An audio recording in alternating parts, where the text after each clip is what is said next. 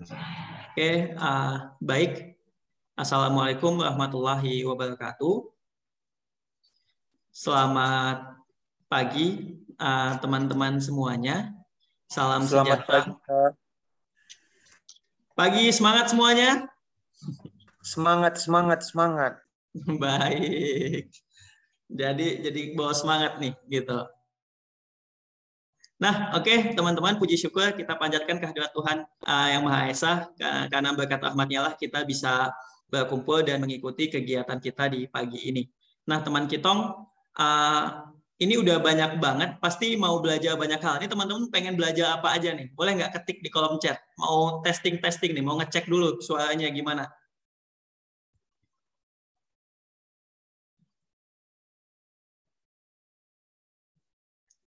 Ayo, silakan di kolom chat. Di kolom chat, pengen belajar apa aja nih hari ini, teman-teman?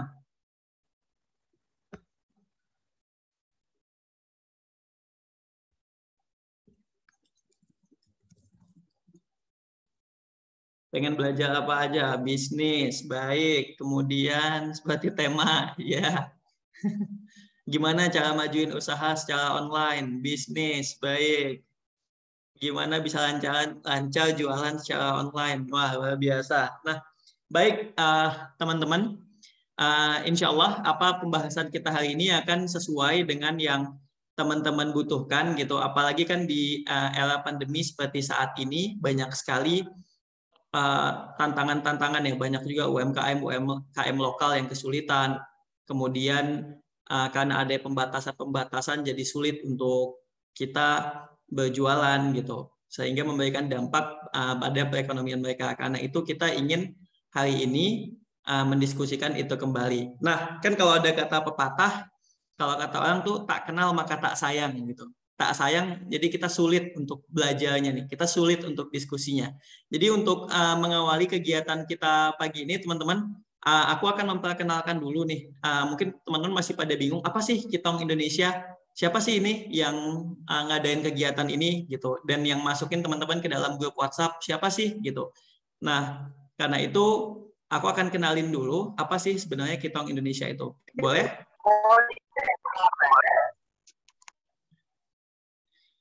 Nah, teman-teman, aku akan kenalin dulu tentang Kitong Indonesia. Jadi mimpi kita adalah seperti yang teman-teman bisa lihat, building a sustainable entrepreneurial ecosystem in Eastern Indonesia. Next. Nah, semua itu berawal teman-teman dari pengalaman kita sejak tahun 2016-2017 kita sering melakukan kunjungan ke wilayah Indonesia Timur, terutama Papua dan Papua Barat. Nah, ketika kita sampai di sana, kemudian kita melihat nih, ketemu dengan banyak teman-teman yang ada di sana. Kita ngelihat bahwa teman-teman di sana nih masih kadang kesulitan nih, mau kemana sesudah mereka sekolah atau sesudah mereka berkuliah gitu, kemana? Pada saat itu bayangan mereka hanya bisa menjadi seorang PNS gitu, atau menjadi pegawai di salah satu institusi gitu. Itu yang ada di bayangan mereka. Kemudian kita cross check lagi nih, kita cross check, kita melihat data-data yang ada. Ternyata berdasarkan data-data yang udah kita lihat, data-data yang kita temukan, ternyata memang faktanya seperti itu gitu. Berdasarkan data yang dilansir oleh BPS, oleh sumber-sumber data lain yang menunjukkan bahwa memang wilayah Indonesia Timur, terutama Papua dan Papua Barat, merupakan salah satu provinsi dengan tingkat pengangguran yang tinggi dan kemudian dari indeks pembangunan manusianya juga cukup rendah gitu. Nah, sejak saat itu nih, kita sejak tahun 2018 akhirnya kita memutuskan, yuk kita coba menyiapkan satu solusi. Kita menyiapkan solusi untuk mengembangkan teman-teman yang ada di Indonesia Timur. Bisa ngembangin UMKM-nya, perempuan, dan anak-anak muda yang ada di sana gitu. Lewat kewirausahaan. Next.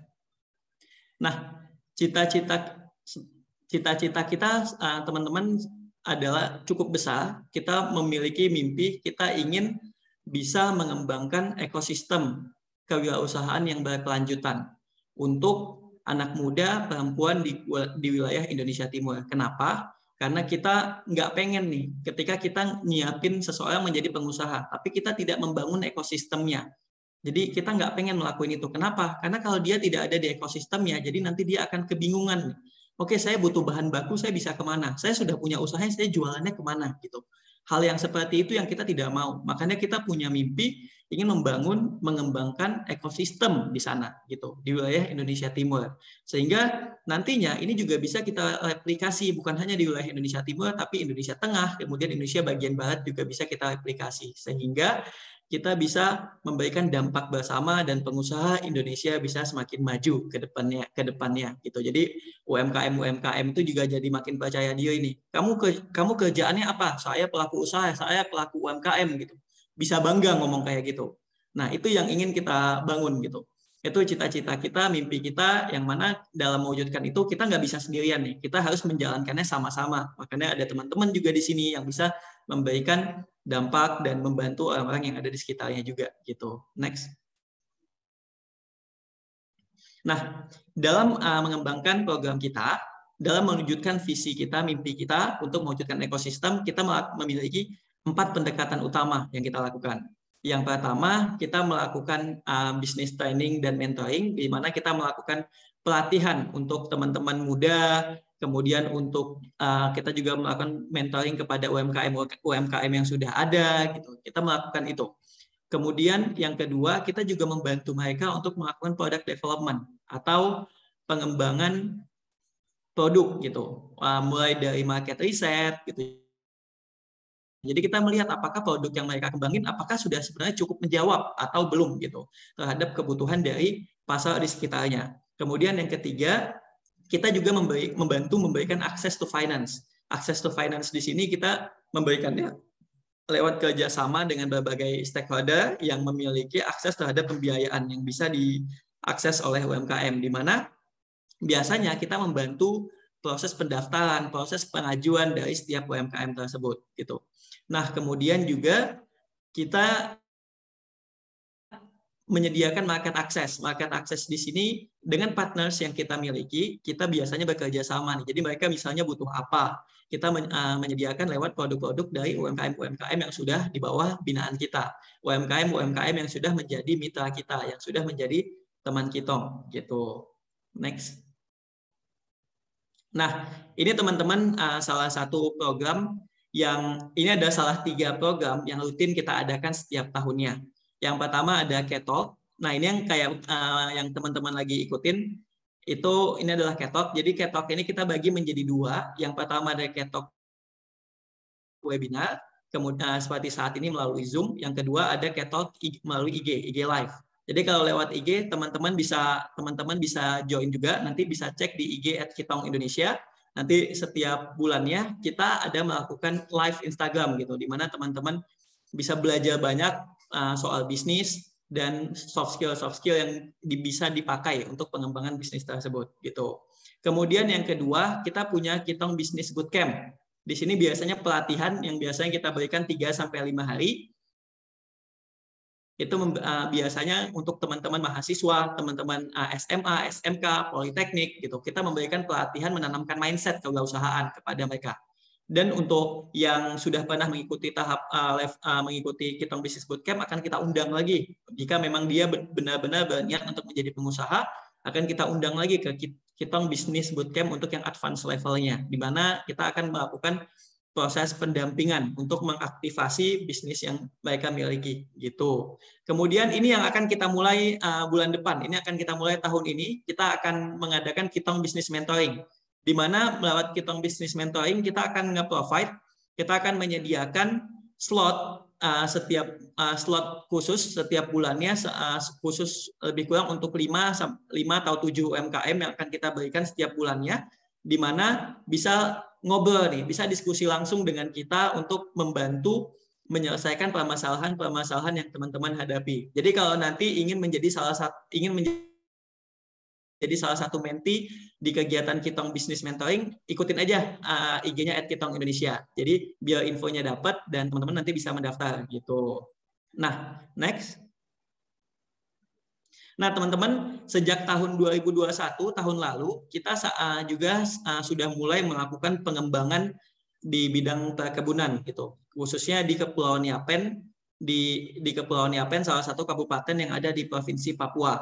Jadi saat ini kita sedang membangun satu koperasi yang beranggotakan lebih kurang dari 30 sampai 50 petani lokal yang ada di Kepulauan Yapen. Jadi kita membantu mereka nih untuk membawa produk mereka keluar gitu. Karena banyak sedih banget teman-teman ketika kita berkunjung ke sana, mayoritas masyarakat di sana itu hidupnya itu menggantungkan dari pertanian gitu. Tapi kadang mereka ini sulit nih untuk memasarkan produknya sehingga kadang berdampak kepada kesejahteraan mereka. Karena itu sejak tahun lalu kita memutuskan melakukan intervensi ini untuk meningkatkan taraf hidup dan kesejahteraan masyarakat khususnya di Kepulauan Yapen dan petani-petani kopi yang ada di sana gitu. Nah, ini beberapa produk kopi mereka yang kita sudah kembangkan, dan kita juga sudah pasarkan di lewat Tokopedia, kemudian lewat Instagram, kemudian lewat Google Business. Nanti teman-teman kalau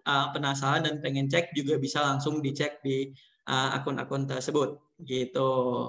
Nah, gitu aja teman-teman tentang Kitong Indonesia. Jadi kalau mau tahu lebih lanjut nanti boleh di email ke kontak@kitong.id atau kontak nomornya, atau bisa di follow di akun media sosial kita. Jadi nanti kita juga sangat terbuka untuk kolaborasi. Nanti untuk teman-teman yang ingin berkolaborasi, ayo kita happy banget gitu. Oke, teman-teman boleh di stop share screen dulu. Oke, teman-teman. Gimana? Udah semangat?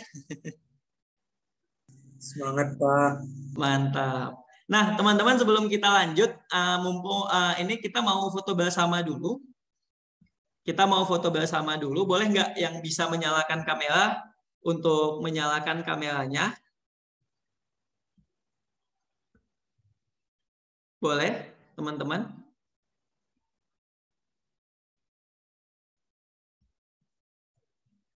Udah? Ada lagi yang mau menyalakan? Aku tunggu 10 detik lagi.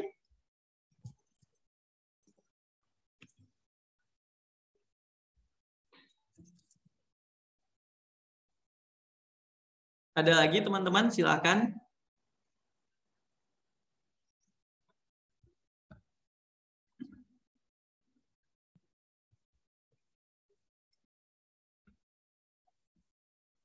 Oke, udah ya. Ntar ini ada yang lagi join.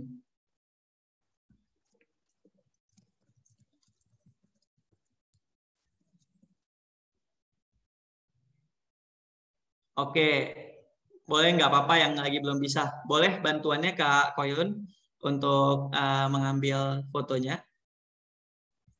Yuk senyum terbaiknya teman-teman.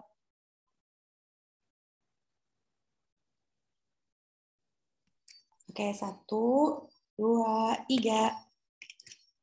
Satu lagi. 1, 2, 3. Oke, thank you. Oke, thank you. Baik, teman-teman, makasih senyumnya manis-manis banget. Nanti juga akan kita bagikan lewat grup WhatsApp. Jadi nanti teman-teman bisa mengakses fotonya gitu. Nah, baik, langsung aja. Gimana? Udah semangat semuanya? Boleh aku minta reaction-nya? Boleh minta reaction tepuk tangan kayak gini yang aku contohin. Boleh, silakan. Wah, oke, sudah ada 2 orang. 3, 4, 5, oke, 6, 7, oke, wah, udah semangat semua nih, mantap, siap. Baik, teman-teman, langsung aja kita akan masuk untuk materi kita yang pertama. Saya mau coba cek dulu. Halo, Kak Alga. Halo, selamat siang. Oh, pagi ya. Ya, kalau di Fakfak sudah 11:30 ya, Kak? Ya, betul. Oke, baik teman-teman, sebelum aku menyerahkan ke Kak Alga, aku pengen kenalin dulu siapa sih Kak Alga ini yang akan menjadi partner diskusi teman-teman selama 20 menit ke depan dan akan menyampaikan materinya. Jadi Kak Alga Madana ini adalah seorang sarjana ekonomi dan khusus di Universitas Islam Indonesia. Kemudian beliau juga melanjutkan studinya itu untuk di Thailand di bidang agroekonomi gitu. Jadi bisnis pertanian gitu. Dan Kak Aga ini juga sudah aktif di berbagai macam kegiatan. Beliau aktif sebagai speaker, kemudian beliau juga kalau saya lihat dari CV-nya juga aktif ikut kompetisi-kompetisi yang terkait dengan kewirausahaan dan kebudayaan. Seperti pada tahun 2014, Kak Aga menjadi salah satu semifinalis di Indonesian Student Entrepreneurship, kemudian juga beliau juga menjadi top 5 business plan competition, kemudian juga menjadi salah satu the best slide presentation di ASEAN Leaderpreneur Conference 2015 gitu, teman-teman. Nah, banyak banget nih, banyak banget capaian-capaian dan pengalaman-pengalaman Kak Aga yang mana akan sangat membantu kita untuk mengembangkan nih ide-ide kita. Jadi kita akan mendengarkan cerita dari Kak Aga nih dan mengenai potensi-potensi ekonomi kreatif apa sih yang bisa kita kembangin tentang terutama yang ada di Indonesia Timur. Jadi teman-teman yang di Indonesia Barat nggak usah takut. Sekarang ini era digital. Jadi teman-teman ada di Indonesia Barat mau punya bisnis, mau punya produk di Indonesia Timur tuh bisa banget gitu. Nah, makanya kita pengen diskusi sama Kak Aga, kita ingin mendengarkan Kak Aga pemaparan dari Kak Aga. Silahkan Kak Aga, bisa juga langsung di-share screen-nya. Oke, bentar. Terima kasih Kak Ihwan ya. Ya. Halo semuanya, selamat siang, selamat pagi.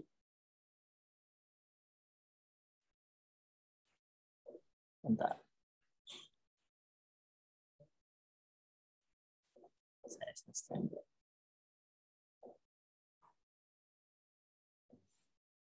Sudah keluar belum Mas screen-nya?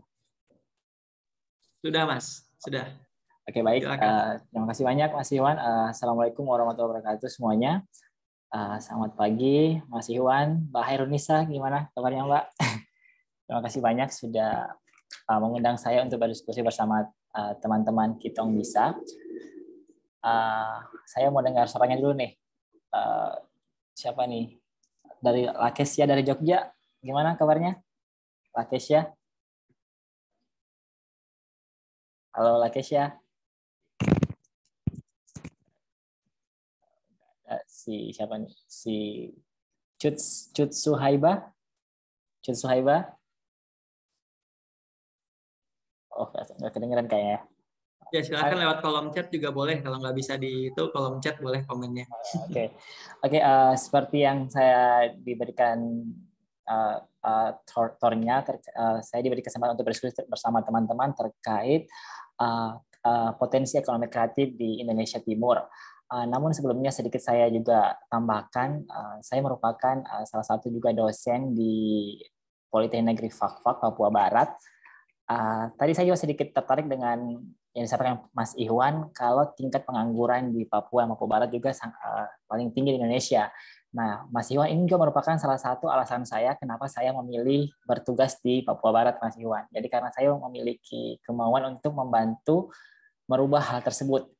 Nah, sehingga kami juga di Politeknik Negeri Fak-Fak membuka namanya Inkubator Bisnis dan Teknologi. Jadi membantu mahasiswa-mahasiswa di Papua Barat untuk yang mau terjun langsung di bidang bisnis seperti itu, Mas Iwan.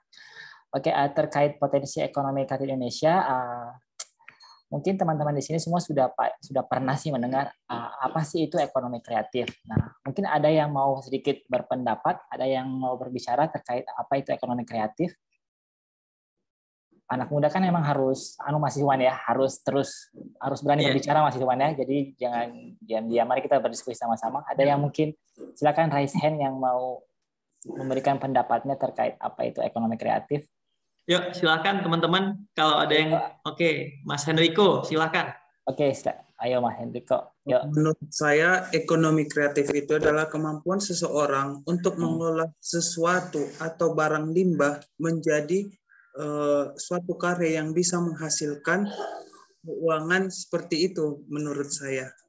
Yes, berarti Mas Henrico dari mana nih asalnya? Dari Tapanuli Utara, Medan. Oh, Medan. Wah, jauh banget. Di sana masih jam 9 ya? Setengah 10. Jam 10, Mas. Yes. benar kata Mas Hendriko tadi, intinya mengubah sesuatu menjadi ada nilai jualnya. Jadi kita mendapatkan uang di situ. Jadi itu tujuannya ekonomi kreatif. Atau ada lagi yang mau menambahkan atau mungkin kurang sependapat dengan Mas Hendriko? Siapa tuh? Ada di kolom chat tuh, Mas Aga. Di kolom chat. Oh, oke. Pipit ya dari Tasikmalaya. Oh, tadi kita di Sumatera, sekarang kita ke Sunda nih. Industri yang didasarkan pada kegiatan dan ide kreatif dalam proses penciptaan suatu produk dan jasa. Yes, betul sekali. Jadi apa yang dikatakan Mbak Pipit dan Mas Hendriko itu benar. Jadi ekonomi kreatif merupakan sebuah konsep ekonomi di era ekonomi yang baru ini yang mengintensifkan informasi dan kreativitas. Jadi poinnya adalah informasi dan kreativitas dengan mengandalkan ide dan stick of knowledge dari sumber daya manusia sebagai faktor produksi utama dalam kegiatan ekonomi. Jadi poin pentingnya adalah kreativitas di sini. Jadi bagaimana SDM kita, bagaimana pada para milenial ini bisa berkreativitas, mengubah sesuatu menjadi sesuatu yang bisa bernilai jual. Yang dikatakan tadi oleh Mas Hendriko tadi. Seperti itu. Jadi itu konsep dari ekonomi kreatif. Jadi adanya SDM yang kreatif, yang bisa mengandalkan idenya. Seperti itu.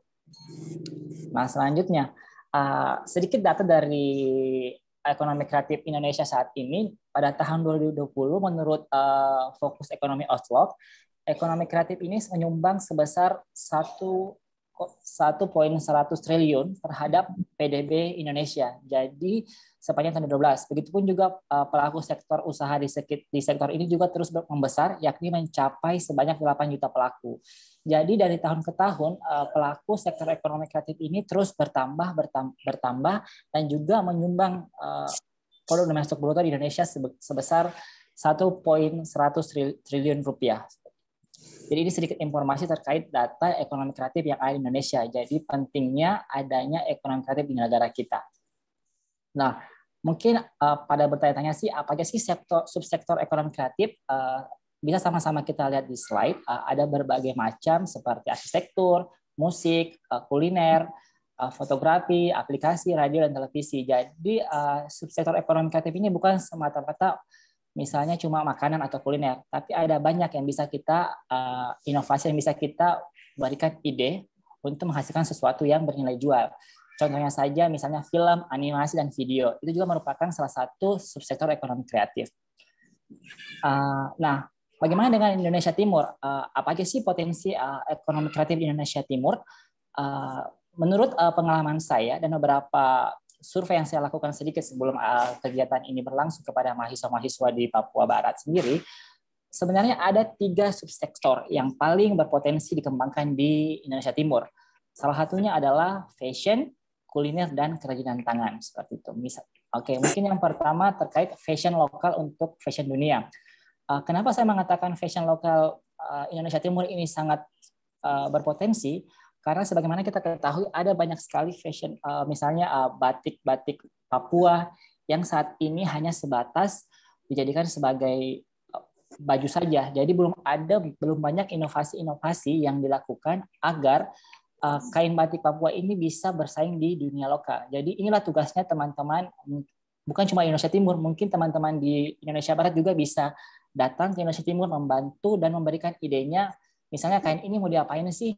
Kira-kira selain baju mau dijadikan apa, seperti itu. Jadi ini sangat potensi. Selain itu, motifnya juga saya rasa sangat berdaya saing. Jadi layak untuk go internasional motif-motif dari Papua, seperti itu. Terus yang kedua adalah inovasi kuliner tradisional. Jadi terdapat banyak sekali kuliner-kuliner tradisional di Papua ini, maksud saya di Indonesia Timur, yang bisa dikembangkan. Nah, apa permasalahannya? Pertama adalah kurangnya ide-ide terkait bagaimana menginovasi kuliner tersebut sehingga layak bersaing dengan kuliner-kuliner dari negara lain. Misalnya saja ada papeda. Ada yang tahu papeda itu apa di sini? Ada yang pernah dengar nggak? Mungkin dari Indonesia Timur? Makanan dari sagu ya, Bang? Yes, dari sagu. Jadi selama ini papeda itu hanya disajikan dalam bentuk piring, belum ada yang instan. Belum ada yang seperti bubuknya lah. Nah, itu belum kepikiran. Nah, apa tugas teman-teman? Mencari sesuatu agar papeda ini juga bisa disukai oleh orang-orang dari daerah lain.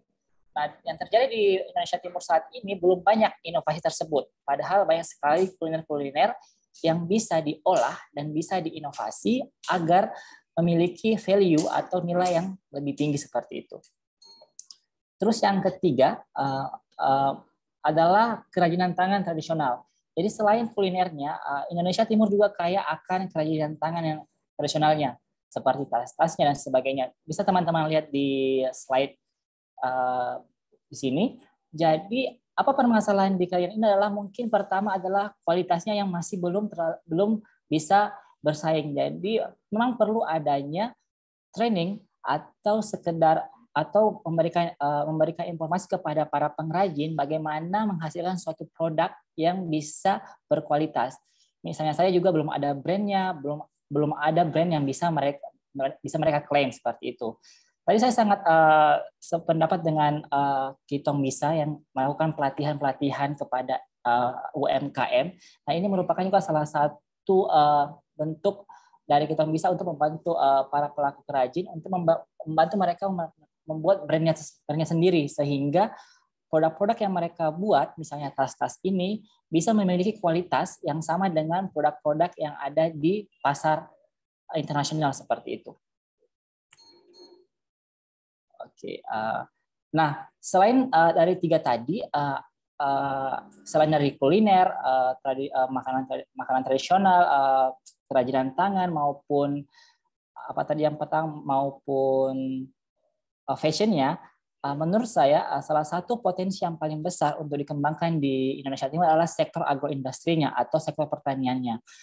Kenapa demikian? Yang pertama adalah gaya hidup saat ini sudah menuju ke go green, hidup sehat. Jadi banyak sekali orang-orang yang melakukan gaya hidup sehat, misalnya makan buah-buahan, sayur-sayuran yang sehat. Nah, ini adalah merupakan peluang dari di Indonesia Timur juga terkait dengan agroindustri tersebut. Sebagaimana kita ketahui, kita berpenghasilan banyak sekali sumber daya alam yang bisa kita kembangkan di Indonesia Timur, misalnya saja pala dan sebagainya. Yang kedua adalah minat yang tinggi terhadap usaha agroindustri. Ini bukan cuma di Indonesia Timur, banyak sekali daerah-daerah yang memiliki sumber daya alam yang perlu dikembangkan. Misalnya saja mungkin di daerahnya Henrico, di Medan apa kira-kira yang sumber daya alam yang sangat banyak dijumpai? Kalau di sini kan di Papua Barat mungkin pala. Kalau tempatnya Henrico kira-kira apa? Enrico mana nih? Bang, kalau rempah-rempah di sini banyak seperti andaliman, juga ada ya? daun serai. Tapi dari khasnya khususnya dari Toba itu andaliman. Andaliman ya. Nah, itu juga merupakan potensi yang bisa dimasukkan di ekonomi kreatif. Jadi bagaimana mengolah itu sehingga bisa memiliki nilai jual yang tinggi seperti itu. Nah, adanya investor asing bisa membantu sektor agroindustri atau pertanian sehingga kita bisa berdaya saing seperti itu. Dan terakhir adalah peluang pasar yang tinggi. Jadi berbicara terkait sektor pertanian, pasti peluang pasar sangat tinggi karena pertanian merupakan basic need atau kebutuhan dasar dari setiap orang seperti makanan dan sebagainya. Jadi sektor pertanian tersebut pasti memiliki peluang pasar yang tinggi. Nah, sekarang tugas kita adalah bagaimana menginovasi atau bagaimana mencari ide-ide agar sumber daya alam tersebut itu bisa diterima di pasaran seperti itu. Nah, apa sih yang terjadi pada saat ini, khususnya di ekonomi kreatif? Survei yang saya lakukan di Papua Barat, yang terjadi adalah masyarakat tampak masih kebingungan ketika ingin memasarkan produknya. Mereka bingung, pasar saya mau dikemanakan ini. Jadi rata-rata para pelaku UMKM di Indonesia Timur, khususnya di Papua Barat, sudah menginovasi sebuah produk. Tapi setelah mereka inovasi produk tersebut, mereka bingung nih. Nah, pasarnya siapa? Seperti itu. Jadi mereka membuat sebuah ide, tapi tanpa memikirkan saya akan menjualnya kemana. Nah, ini merupakan permasalahan yang terjadi pada mungkin bukan cuma di Papua Barat, mungkin di daerah lain atau teman-teman di sini yang memiliki usaha tapi bingung. Setelah ada usahanya, saya mau pasarkan kemana? Seperti itu. Nah, selain itu ada beberapa permasalahan juga yang terjadi saat ini. Pertama adalah kesulitan mendapatkan bahan baku. Jadi bahan baku juga merupakan salah satu poin penting dalam membuat sebuah usaha. Jadi sebelum teman-teman membuat sebuah usaha atau memiliki ide-ide kreatif, perlu teman-teman pikirkan bahan bakunya bagaimana. Apakah bahan baku itu mudah atau susah untuk didapatkan? Karena ini merupakan poin penting dalam membuat sebuah usaha, bahan bakunya. Terus yang kedua adalah permintaan terhadap produk-produk dari pelaku ekonomi kreatif yang berkurang. Jadi permintaannya kurang sehingga kita yang menawarkan juga ikut dalam permasalahan tersebut. Terus yang ketiga adalah penurunan permintaan terhadap barang mereka membuat arus kas pelaku ekonomi kreatif itu ikut tertekan. Apalagi di masa COVID-19 ini pasti banyak pelaku-pelaku ekonomi kreatif yang permintaannya pasti tidak setinggi sebelum adanya COVID. Nah, apa tugas kita? Nah, nanti mungkin pembicara kedua akan memberikan sedikit tips terkait digital marketingnya, karena memang salah satu solusi untuk mengatasi kondisi kurangnya permintaan di masa pandemi ini adalah bagaimana kita mengalih sebuah marketing kita, bagaimana kita memasarkan produk kita. Terus yang ketiga, yang terakhir adalah pelaku ekonomi kreatif juga kesulitan untuk melakukan pinjaman modal. Nah, Mas Iwan dan teman-teman, ini merupakan permasalahan yang hampir semua pelaku atau orang yang mau berwirausaha mengalami permasalahannya, itu pinjaman modal. Misalnya saja yang terjadi di Papua Barat, ketika para UMKM mau melakukan pinjaman ke bank, itu memiliki banyak sekali alur atau administrasi yang sangat sulit. Nah, ketika tidak adanya pinjaman modal, berarti mereka akan mengalami kesulitan dalam melakukan usahanya. Jadi memang perlu adanya sebuah teman-teman sendiri pelaku usaha perlu adanya jejaring. Misalnya saja tadi Kitong Bisa ini bisa membantu dalam segi bantuan modal atau tadi adanya koperasi tersebut. Jadi memang selain ketika di bank sangat sulit untuk dijangkau karena adanya administrasi yang sangat susah, jadi pasti banyak beberapa lembaga-lembaga yang bisa membantu, misalnya saja seperti koperasi. Ini ada yang raise hand, Mas Iwan. Kita buka sesi tanya jawab atau nanti sekalian, Mas Iwan? Boleh nanti aja ya, Cut Sohaibah, disimpan dulu. Nanti kita akan sekalian untuk ini. Terima kasih, Sohaibah. Siap. Jadi intinya seperti itu, teman-teman. Pinjaman modal ini memang satu permasalahan yang susah dan cukup banyak terjadi di pelaku-pelaku pebisnis, baik itu yang sudah berbisnis maupun yang mau memulai. Nah, apa tugas kita? Mencari atau berjejaring, mencari lembaga-lembaga yang bisa membantu kita untuk mendapatkan modal tersebut. Di Kitong Bisa juga ada, Mas Iwan ya, ada programnya ya. Iya, kalau kita di Kitong Indonesia itu menyediakan informasi gitu. Jadi untuk memudahkan akses itu, Mas. Jadi kalau misalnya ada info-info dan teman-teman UMKM kita coba bantu untuk memberikan persiapan administrasi untuk mereka gitu. Jadi kalau misalnya mereka ada kesulitan, itu kita coba fasilitasi untuk memprosesnya gitu. Siap. Jadi ini merupakan peluang teman-teman di sini semua yang berbisnis.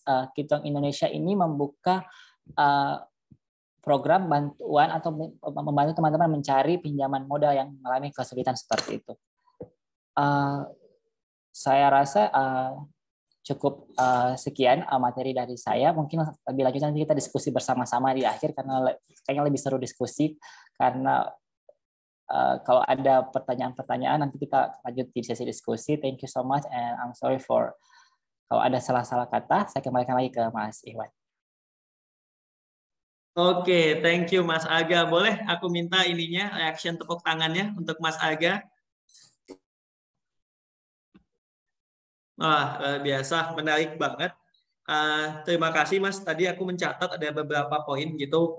Kadang kita catatan penting sebenarnya yang menurut aku menarik tadi, kita saat ini tuh terlalu terkotakkan tentang definisi ekonomi kreatif gitu. Bagi kita ekonomi kreatif tuh hanya membuat kerajinan gitu. Padahal tadi Mas Aga udah nunjukin gitu bahwa banyak banget sebenarnya ekonomi kreatif ini. Ada dunia perfilman, kuliner, fashion, dan lain sebagainya, itu termasuk Indonesia ekonomi kreatif. Dan untuk teman-teman dimanapun berada gitu, ekonomi kreatif ini potensinya sangat besar gitu. Tadi aja kita ngelihat lebih dari 1 triliun kontribusinya, dan itu sangat mungkin untuk kita manfaatkan gitu. Dan tadi juga Mas Aga udah nunjukin hal yang menarik juga nih untuk masing-masing daerah kita nih bisa banget kita kembangin. Di era pandemi kayak sekarang, apalagi udah ada Omikron gitu, kita nggak tahu abis ini apalagi kejadiannya ke depannya. Nah, pola hidup masyarakat itu udah lebih berubah gitu. Mereka udah lebih suka makan yang healthy, yang sehat-sehat gitu. Nah, ketika kita punya potensi di sisi pertanian, perkebunan, itu bisa kita maksimalin teman-teman. Dan kayak tadi Kak Henrico, ada Andaliman, ada dan lain-lain di kampungnya gitu, di Tapanuli. Mungkin di daerah Aceh, di daerah Tasikmalaya juga punya Cirebon, itu juga punya potensi-potensinya sendiri gitu. Nah, itu gimana cara kita ketika bisa mengubah dari hanya produk biasa menjadi produk yang punya nilai jual dan kreatif gitu, sehingga bisa mengakses pasar online. Dan tadi menarik, tadi udah jadi bridging untuk materi kita berikutnya. Udah jadi bridging untuk materi kita berikutnya. Gimana sih orang sulit nih selama ini mencari mengakses pemasaran gitu. Kita butuh. Dan ini semua, ini bukan hanya di Indonesia Timur, tapi di seluruh Indonesia bagi UMKM biasanya tuh kesulitan mengakses pasar. Makanya nanti teman-teman sesudah ini kita akan diskusi lebih lanjut nanti tentang bagaimana cara kita mengoptimalisasi atau bagaimana kita mengaktifasi pemasaran secara online gitu. Nah, sebelum kita lanjut teman-teman, aku ada game dulu nih. Oh ya, terima kasih untuk Mas Aga. Nanti kita lanjutkan sesi diskusinya pada sesi tanya jawab ya. Thank you Mas Iwan ya. Nah, teman-teman sebelum aku lanjut ke materi kedua, kita main game dulu nih. Siapa yang mau main game? Boleh angkat tangan. Raisan dulu. Oke, baik. Wah, happy banget. Nah, teman-teman, kita akan main game. Nama gamenya tebak gambar. Jadi, boleh di-share screen? Langsung, oke. Share screen. Sebentar, teman-teman.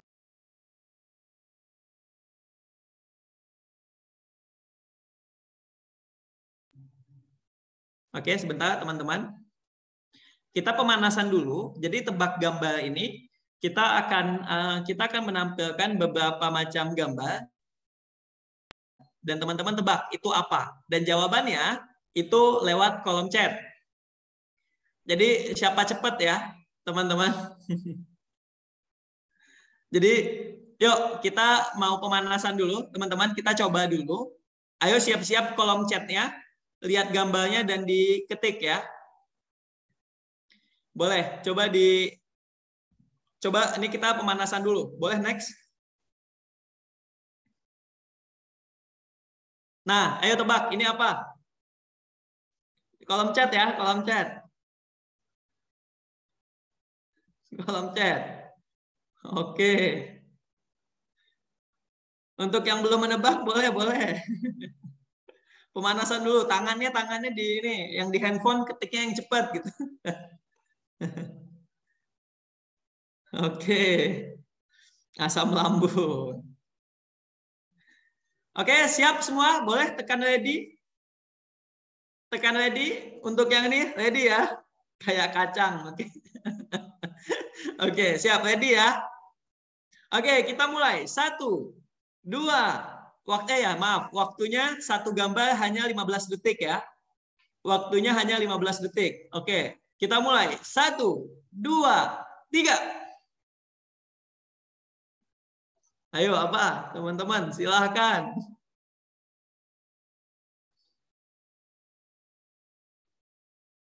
Kakek gayung. Oke. 8, 7, 6, 5, 4, 3, 2, 1. Oke, stop, teman-teman. Benar, tuang air. Kita lanjut ya, yang kedua.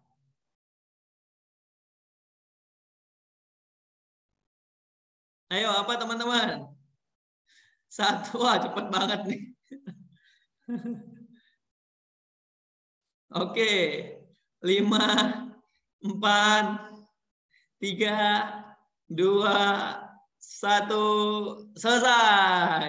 Oke, kita lanjut. Jawaban yang benar adalah kutu buku. Oke, nih berikutnya teman-teman. Nama tempat fasilitas umum.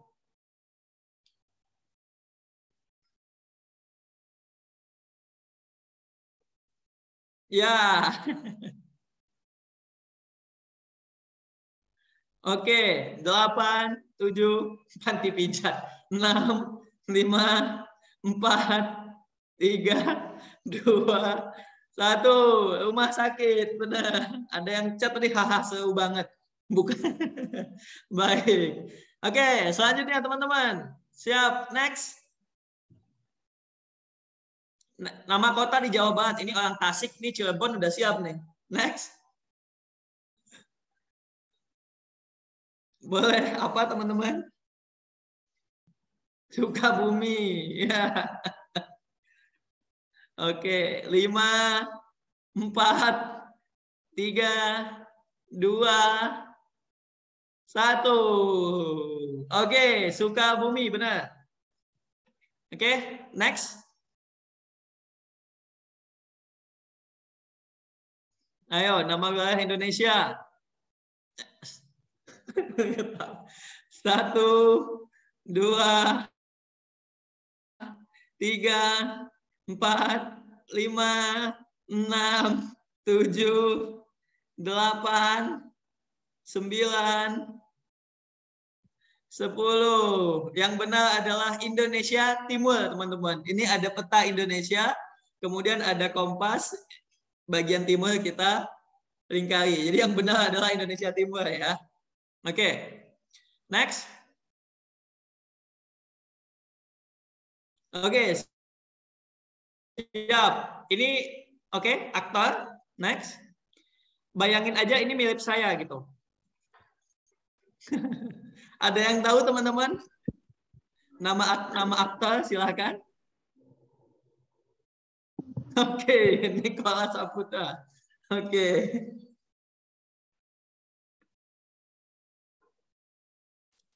Shobli. Ada yang nulis nama sendiri dong.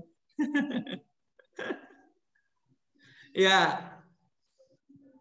Oke, 5, 4, 3, 2, 1. Selesai. Nah, teman-teman, ini Nicholas seperti kocak kayak lagi lomba 17-an. Oke. Jadi kenapa ini jadi Nicholas Saputra? Ini ada Nick, di KTP ada Nick, kemudian ada kelas, kemudian ada Sapu, kemudian ada Putra. Berarti kan Nicholas Saputra, teman-teman. Oke ya. Siap. Next. Dikit lagi. Oke, nama seorang desainer. Ya, benar. Oke. Wah, ini cepet banget ya. Jago semua nih.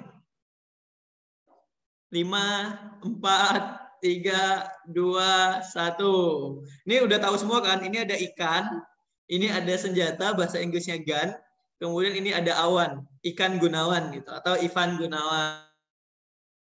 Baik. Next. Terakhir, teman-teman. Yuk, cepat. Apa? Nama pejalan dangdut. Wah, ini kok cepet banget ya.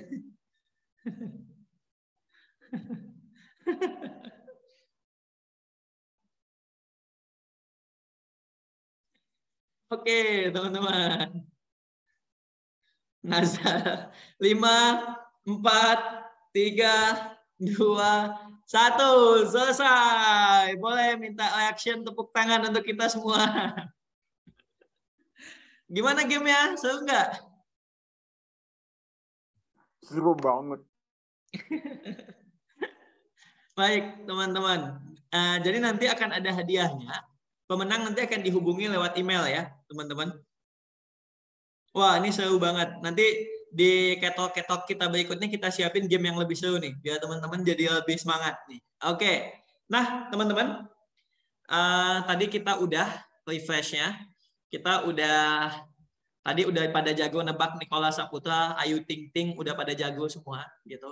Jadi udah refresh gitu, dan kita akan lanjut ke sesi berikutnya. Saya recall kembali tadi salah satu aspek yang paling penting dalam bisnis adalah pemasaran. Kemudian di era pandemi seperti saat ini, pemasaran ini sudah berubah gitu. Kalau dulu banyak orang-orang hanya fokus melakukan pemasaran secara konvensional, tetapi ketika era pandemi yang membuat adanya keterbatasan membuat seseorang itu atau pengusaha itu harus bisa melakukan pemasaran secara online juga, sehingga bisa menjangkau pasar yang lebih luas gitu. Nah, karena itu teman-teman, hari ini kita juga sudah kedatangan Kak Bahesti Zahra dari Stepnesia.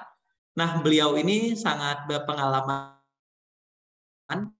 di dunia pasar online, di dunia pemasaran secara digital, digital marketing, content creator gitu. Karena beliau ini juga berpengalaman teman-teman bekerja di berbagai macam institusi, mulai dari beliau pernah bekerja di Kimbo IDN sebagai Digital Communication dan E-commerce. Jadi bisa banget untuk diskusi soal e-commerce dengan Kak Hesti nantinya. Kemudian beliau juga pernah bekerja di kedutaan Iran sebagai content creator. Kemudian beliau juga korespondensi di Tempo gitu. Jadi pengalamannya ini di dunia media sudah sangat banyak gitu, dan jadi kesempatan banget nih buat teman-teman untuk bisa belajar dari KST. Halo KST. Halo, halo Mas Ikhwan. Halo Oke. teman-teman semua. Udah siap Kak? Yes, tentu. Sudah. Oke, boleh Kakak silakan di share screen-nya sendiri Kak ya. Jadi bisa lebih mudah untuk diatur. Baik. Silakan Kak Hesti. Oke, halo semuanya. Selamat pagi menuju siang teman-teman semua dimanapun teman-teman berada. Perkenalkan, nama saya Bahesti Zahra. Seperti yang tadi udah dijelasin sama Mas Ikhwan ya, siapa dan bagaimana. Masya Allah. Semoga nanti kita bisa ngobrol-ngobrol panjang setelah materi yang saya sampaikan. Harapannya materi ini bisa sangat membantu teman-teman semua. Oke, aku izin share screen.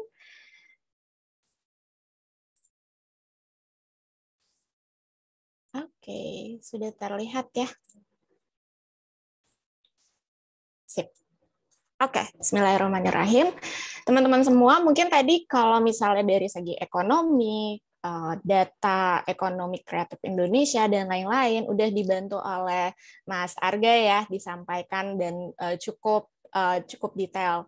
Namun di sini tugas saya adalah untuk menjelaskan bagaimana sih kondisi pasar online di Indonesia dan juga di dunia gitu. Sebelumnya saya coba di sini perjelas dulu bahwa pasar online itu sama dengan e-commerce. Jadi kalau misalnya nanti seumpama saya bahas atau ngomong e-commerce, jadi jangan bingung ya teman-teman semua gitu. Pasar online sama dengan e-commerce. Oke, ini adalah data yang saya dapatkan dari Tech in Asia. Indonesia itu sebagai pasar terbesar e-commerce di Asia Tenggara. Nah, coba ya kalau kita lihat di sini ya, dari tetangga-tetangga kita, berarti negara kita memiliki nilai plus di e-commerce itu sendiri atau di pasar online itu sendiri. Hingga saat ini, pertumbuhan itu terus naik. Nah, prediksinya adalah sampai tahun 2025, ya, itu transaksi itu akan mencapai 65%, yaitu sekitar 1,455 triliun setiap tahunnya di pasar online itu sendiri. Nah, kalau di Indonesia itu sendiri bagaimana? Indonesia itu sendiri saya yakin teman-teman sendiri semenjak pandemi sudah merasakan perubahannya ya. Yang tadinya sering belanja di mall atau misalnya di swalayan, sekarang semua beralih ke aplikasi. Ada beberapa aplikasi yang pastinya ada di HP teman-teman semua nih. Kayak gitu. E-commerce itu sendiri naik sekitar 29,6%. Nah, kalau dilihat di sini cukup tinggi ya teman-teman semua. Artinya pasar online ini sendiri menjadi sebuah wadah yang sangat menguntungkan sebenarnya untuk Indonesia itu sendiri. Oke, saya lanjut ya. Oke. Tadi berbicara soal aplikasi. Di sini ada yang belum download aplikasi online e-commerce? Pasti semuanya udah punya ya, minimal satu ada lah ya yang kesukaannya. Nanti boleh di kolom chat teman-teman mention deh, pasar mana sih atau aplikasi mana sih yang sekarang sering banget kalian pakai. Alasannya apa coba? Atau mungkin di sini ada yang mau open mic satu orang untuk beritahu alasannya kenapa kalian pakai aplikasi itu. Kalau nggak ada yang open mic, saya yang panggil. Gimana? Boleh, silahkan teman-teman. Oke. Saya Kak dari Shopee. Boleh, silakan. Siapa? Dari Henrico Kak. Oke, silakan. Aplikasi apa yang sekarang dirimu pakai dan suka banget tuh alasannya apa? Shopee Kak. Yang Shopee. pertama itu banyak gratis ongkir. Terus kalau dari segi barangnya recommended lah, sesuai lah dengan harganya. Oke, berarti sudah percaya terhadap Shopee. Ada lagi yang selain Shopee? Ada ini Cut Suhaibah nih Kak. Cut Suhaibah. Boleh, silakan. Terima kasih kepada Kak Zahra. Perkenalkan, saya Cut Suhaibah dari Aceh. Aplikasi yang saya gunakan sekarang adalah Blibli. Kenapa Blibli? Pelayanannya menurut saya sangat memuaskan. Misalnya ada barang yang dikirim tidak pas atau ada kekurangan, saya bisa untuk mengirimkan kembali. Dan pelayanannya menurut saya bisa dibilang nomor 1 sih, Kak. Oke, sesuai dengan slogannya ya, Blibli nomor 1. Oke, thank you so much teman-teman semua. Baik. Semuanya benar ya, itu tergantung pandangannya customer. Kita masing-masing adalah sebuah customer untuk e-commerce itu ya. Nah, kalau di sini saya mau berikan informasi terkait misalnya Shopee. Dilihat di sini ya, datanya Shopee itu di dunia ya adalah aplikasi paling banyak diunduh. Artinya tadi kalau siapa namanya yang sebelumnya saya lupa, mohon maaf. Mas tadi bilang dia lebih menggunakan Shopee. Ya, nggak salah. Berarti di dunia ini juga semuanya banyak yang menggunakan Shopee. Nah, kelebihan Shopee itu apa sih dibandingkan yang lainnya di Indonesia itu sendiri? Dia itu memiliki customer dan juga penjual di beberapa negara. Jadi nggak hanya fokus di Indonesia aja. Itu mungkin alasannya kenapa aplikasinya lebih banyak diunduh. Nah, namun dengan Tokopedia dan Bukalapak dan yang lain-lainnya ya, itu lebih banyak fokus ke lokal. Nah, kalau Tokopedia sama Bukalapak memang fokusnya kepada UMKM. Nah, platform ini sangat bisa digunakan oleh teman-teman semua. Ini platform yang tidak terbatas, artinya teman-teman mau pakai semuanya boleh, mau pakai satu-satunya boleh gitu ya. Tergantung dengan usaha yang teman-teman ingin jalani atau barang yang tadi Mas ya bilang ya, juga Mbaknya sempat bilang kayak, oh karena dapat ini saya nyamannya di sini, karena begini saya nyamannya di sini. Itu bebas. Oke, nah kenapa bisa banyak banget aplikasi yang diunduh saat ini? Karena apa? Karena permintaan pasarnya semakin besar. Semakin banyak permintaan pasar, semakin banyak juga pemasaran di sosial media. Semuanya bersifat online. Pastinya pemasarannya juga lebih banyak melalui online. Saat pandemi, teman-teman sangat merasakan perubahan itu ya, di mana aktivitas kita yang biasanya di luar beralih semuanya ke online. Yang tadinya kelasnya apa sih misalnya masuknya kuliah kampus ke kampus ya gitu. Kalau sekarang via Zoom gitu. Nah, pun demikian dengan penjualan dan pembelian ya. Jadi ini sama-sama besarnya. Permintaan pasar semakin dinamis, social e-commerce juga semakin besar. Di sini mungkin terutama ibu-ibu sama kakak-kakak yang perempuan ya, biasanya tuh ngikutin nih di Instagramnya gitu ya, atau di TikTok, kayak yang racun Shopee atau kawan-kawannya gitu ya, teracuni setiap saat gitu, dan belanja terus. Itu kenapa? Karena kebutuhannya semakin banyak, keinginan pembelian itu semakin banyak. So, ini adalah sebuah potensi untuk tadi, kalau teman-teman udah mau mulai usahanya, monggo sekarang dimaksimalkan nih penggunaan akun Shopee, akun e-commerce-nya. Jadi nggak cuma dipakai buat beli-beli aja, tapi dipakai buat penjualan juga. Oke. Saya ingin memberikan gambaran sedikit terkait lagi-lagi data terkait penggunaan pasar online. Nah, ini adalah sebuah research yang dilakukan oleh Kredivo. Mungkin teman-teman udah tahu ya Kredivo itu apa. Itu yang dia sebuah aplikasi yang memberikan modal atau pinjaman kepada orang-orang untuk membeli dan juga menjalankan usahanya. Ya, kita ambil positifnya aja. Semua di sini ingin menjadi wirausaha, maka semuanya akan menggunakan dana tersebut untuk penjualan. Oke. Data yang disampaikan adalah lebih banyak apa nih? Lebih banyak laki-laki penggunanya. Oke, kira-kira kenapa nih ya? Aneh nggak sih? Semua pasti mikirnya perempuan nih yang banyak belanja. Sedangkan data mengatakan bahwa laki-laki lebih banyak menggunakan pasar online atau e-commerce. Selanjutnya, konsumennya itu umurnya dari berapa sampai berapa? Kebanyakan adalah kaum milenial. Oke, karena memang sudah zamannya kaum milenial ya, jadi kita sudah digantikan gitu ya. Kita sudah menggantikan. Di sini mungkin banyak milenial di sini yang sekarang hadir. Nah, ini adalah data nyata. bahwa oh sekarang pasar Indonesia bergeraknya ke arah sini gitu. Oke, selanjutnya ini ada berita. Hampir 16 juta UMKM merambah e-commerce, tapi hadapi 7 tantangan. Oke, saya lanjutkan ya. Hadapi 7 tantangan.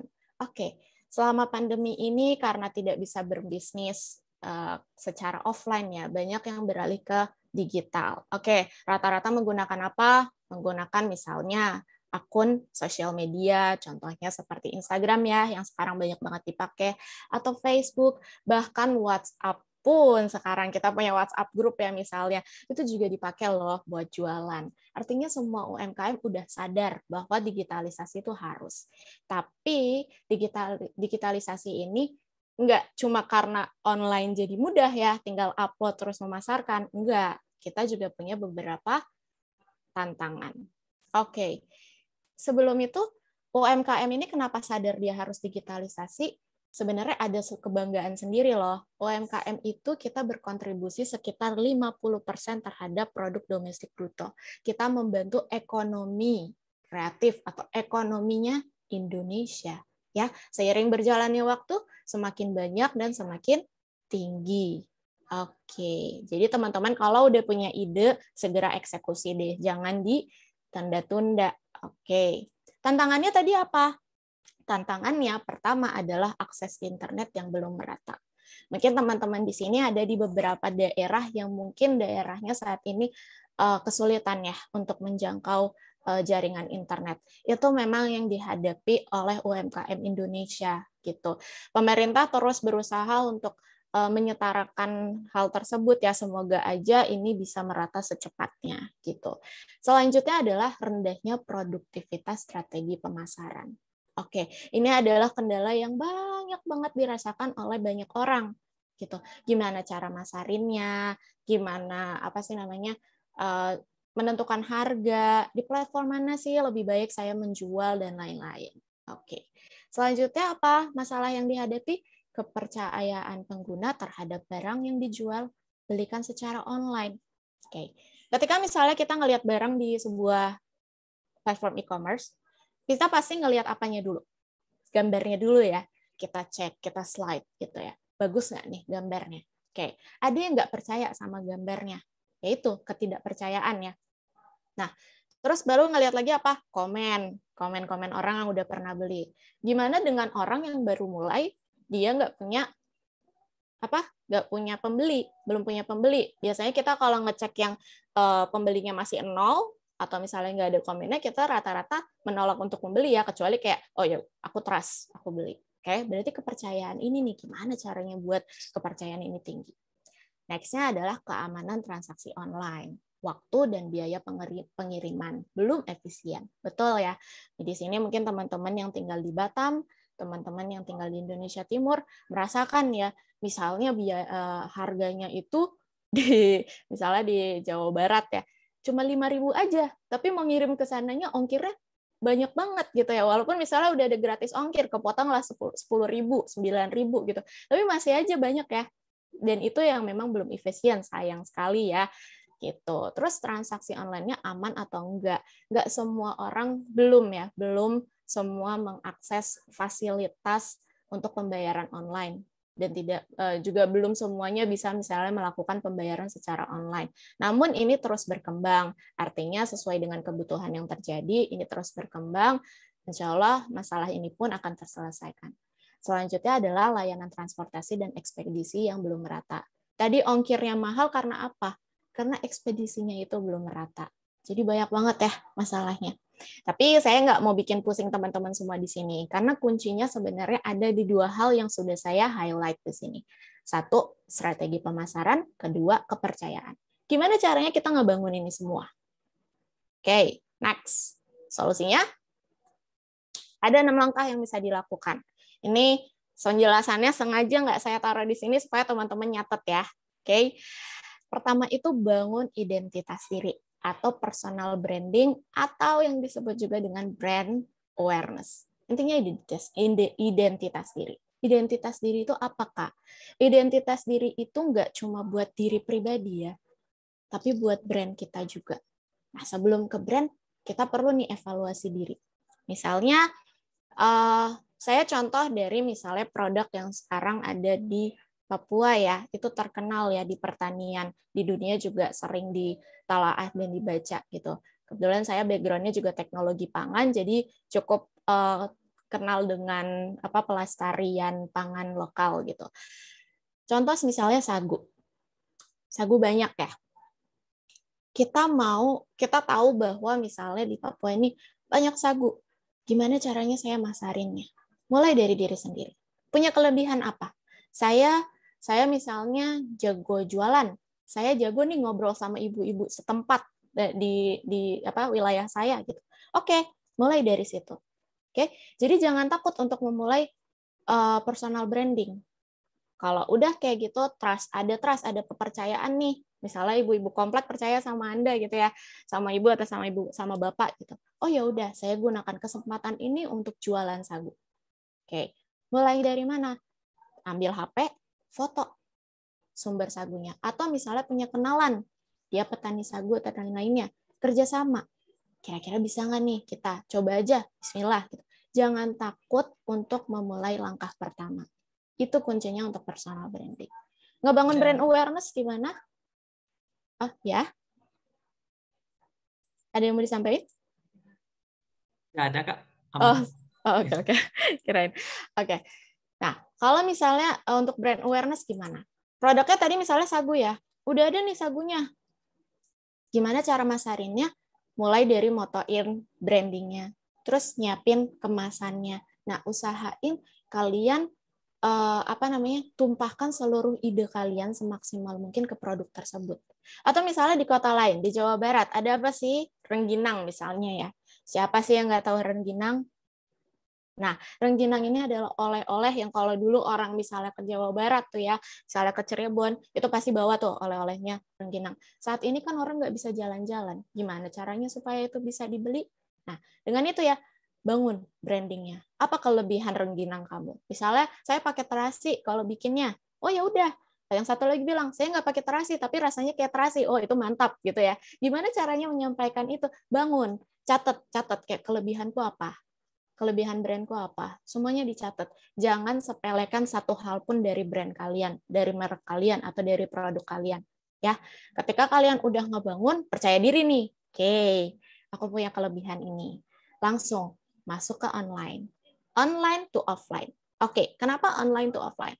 Kita udah sekarang kita berdiri di tahun 2022. Pandemi dimulai dari 2020. Udah berapa tahun? Hampir 2 tahunan lebih ya. Gitu. Nah, sekarang walaupun ada Omicron, tapi ada isu-isu bahwa nantinya kita bakal go offline lagi, kita bakal offline lagi. Oh ya udah, berarti kita tetap perlu penjualan secara offline. Jadi misalnya Anda punya produk rengginang, mau ngejualin semuanya via misalnya Instagram dan juga e-commerce, udah kalian upload. Nggak bisa kalian berhenti di situ. Boleh kalian bikin toko di rumah. Orang yang lewat bisa beli. Itu pemasukan juga nggak? Pemasukan ya. Jadi jangan semuanya difokusin ke online. Karena kita tetap perlu berinteraksi dan berjualan secara offline. Jadi dua-duanya harus jalan nih. Online to offline. Ketiga apa? Buat konten dan strategi. Oke, strategi ini banyak ya teman-teman semua. Contohnya apa? Misalnya kalian ingin memasarkan, tadi ya, kita contoh aja misalnya sagu. Siapa yang suka banget makan sagu? Kelompok mana yang suka banget makan sagu gitu ya? Di search, cari tahu wilayah mana. Dengan kalian tahu wilayah mana, usia berapa gitu ya. Kalian udah dapat pasar kalian. Tadi kan menentukan pasar agak ribet ya. Tanya. Cari pasar itu melalui searching. Sekarang udah ada Google ya, gampang banget ya searching satu hal, keluar banyak informasi. Silahkan gunakan itu. Pun misalnya sosial media yang kalian pakai atau e-commerce yang kalian pakai gitu ya. Contoh kalian mungkin di sini udah ada yang berpengalaman, nanti boleh sharing juga ya. Udah pakai e-commerce buat jualan kayak gimana. Itu biasanya mereka ada statistik. Ada statistik, terus ada juga misalnya contohnya misalnya komentarnya pembeli gitu. Kalau ada pembeli yang ngejelekin produk kalian, atau ada pembeli yang kesel sama kalian kayak nggak sesuai gitu, jangan patah semangat. Itu artinya mereka perhatian sama kalian. Itu adalah kunci untuk membangun branding kalian. Oh ya, ini yang kurang, perbaiki segera. Gitu ya, teman-teman semua. Terus, yang keempat, maksimalkan platform online. Oke, wadah online banyak banget ya. Gak cuma Shopee, Tokopedia. Kalau mereka, itu adalah tempat jualan. Ibaratnya itu ruko, ya, ruko online-nya. Tapi ada lagi loh aplikasi-aplikasi lain yang bisa kalian gunain untuk mempermudah kalian dalam penjualan. Contohnya apa? Kayak Circle atau Gudang Kita. Gudang Ada ya, sorry ini aku salah. Gudang Ada. Nah itu apa? Dia menyediakan gudang buat teman-teman semua, atau dia menyediakan gudang bayangan. Artinya misalnya teman-teman lagi sekarang posisinya misalnya di Makassar, gitu. Terus kalian mau jualan di Jakarta, nggak punya tempat daripada bayar ongkir dan lain-lain, coba kerja sama Circle atau Gudang Ada. Gitu. Itu platform yang akan membantu kalian banget. Selanjutnya ada Enabler. Enabler ini apa? Ini sebuah platform e-commerce ya, yang dia tuh dengan satu kali login, kalian masuk ke akunnya, kalian bisa terkoneksi ke beberapa akun. Misalnya kalian bukanya di Shopee, Tokopedia, beli-beli, pokoknya mau dapat semuanya deh gitu. Biar sekali upload foto, biar sekali upload stok produk, itu kalian bisa pakai Enabler. Jadi banyak ya. Sebenarnya online ini udah dipermudah banget. Tinggal gimana caranya kita cari tahu nih informasinya. Nanti kita cari tahu sesuai kemampuan kita, gitu ya. Ini gampang banget sih sebenarnya. Bisa banget kita maksimalkan platform ini. Kelima, konsistensi. Jangan karena misalnya sekali jualan langsung laku, besoknya kalian mulai kayak, oh yaudah aman deh, customer kita masih ada gitu. Sebenarnya nggak kayak gitu. Kenapa? Karena kita sebagai customer pun moody ya. Contoh aja deh, kalau misalnya kita lagi lapar, pengen mesen makanan, ada yang pakai aplikasi GoFood? Pasti ada ya, GoFood atau GrabFood gitu. Pasti makanannya beda-beda, kecuali memang saat itu kita lagi BM, lagi pengen banget sesuatu, iya kita balik lagi ke satu tempat. Itu namanya personal branding si tempat itu di kita udah bagus ya, kita beli lagi. Tapi kalau misalnya si penjualnya males-malesan, kita udah seneng nih, tapi dia nggak buka, kesel nggak setelah beberapa hari? Kesel tentunya. Jadi konsisten aja. Kamu jualannya misalnya rengginang, besok-besok jangan jualan baju, berubah banget itu pasarnya, bingung nanti saya belinya rengginang kok tiba-tiba dia jadi baju. Jadi konsisten aja. Yang keenam, ini penting banget teman-teman semua, karena tadi ya kita mungkin nggak tahu pandemi ini akan berlangsung seberapa lama, namun tidak menutup kemungkinan kita akan berdamai dengan pandemi ini ya. Artinya kita bisa go offline gitu.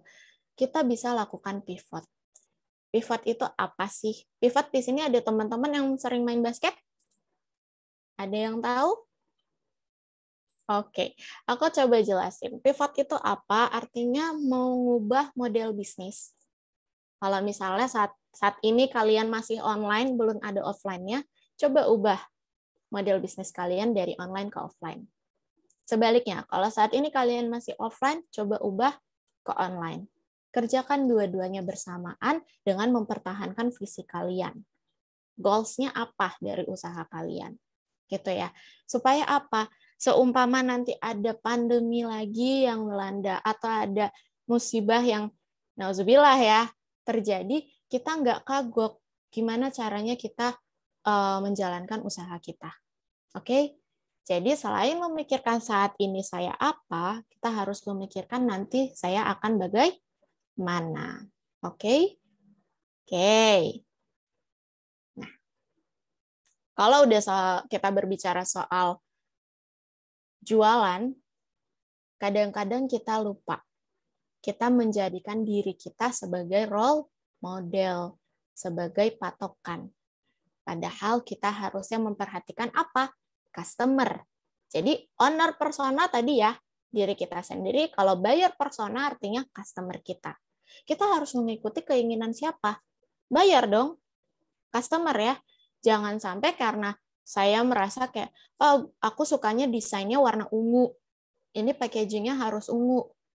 Terus kalian jualan, dan ternyata nggak ada yang beli. Itu artinya apa? owner persona. Artinya kalian egois sama produk kalian sendiri. Betul, kalian yang menciptakan, kalian bikin personal brandingnya, tapi jangan sampai egois. Dicek dulu, customer-nya sukanya warnanya apa. Kalau teman-teman lihat rata-rata makanan pakai warna apa? Warna kuning ya. Rata-rata ada warna kuningnya, rata-rata ada warna merahnya. Coba dicek. Kalau ganti warna, kira-kira mereka suka nggak ya? Gitu. Atau misalnya sederhananya deh, nggak usah jauh-jauh. Tanya teman-teman kalian di sekitar kalian ketika mau berjualan ya, mulai jualan. Tanya, kalau misalnya aku ngambil fotonya begini, dengan misalnya packagingnya seperti ini, kamu bakal beli atau enggak? Dihitung. Misalnya banyak yang bilang nggak beli. Oh, berarti strategimu salah. Harus ada yang diperbaiki. Jadi ikutin apa kata customer. Oke? Sampai sini jelas? Lanjut. Oke, ini adalah akhir kalam dari saya. Walaupun semuanya serba online, ya, bukan berarti semuanya bisa instan. Nggak semudah itu ya teman-teman semua. Bukan berarti dengan misalnya kalian ngambil foto, upload di e-commerce, terus kalian standby, kalau ada yang nanya langsung jual beli, itu bukan kesuksesan di dunia online. Tapi apa? Kita bisa mempertahankan itu. Ya, pertahanan ini yang agak mahal dan agak susah gitu. Dan juga tidak semua hal bisa di-online-kan. Teman-teman tetap butuh makan. Ya. Maka kita tetap butuh apa? Petani. Kita butuh pakai baju, kita tetap butuh penjahit.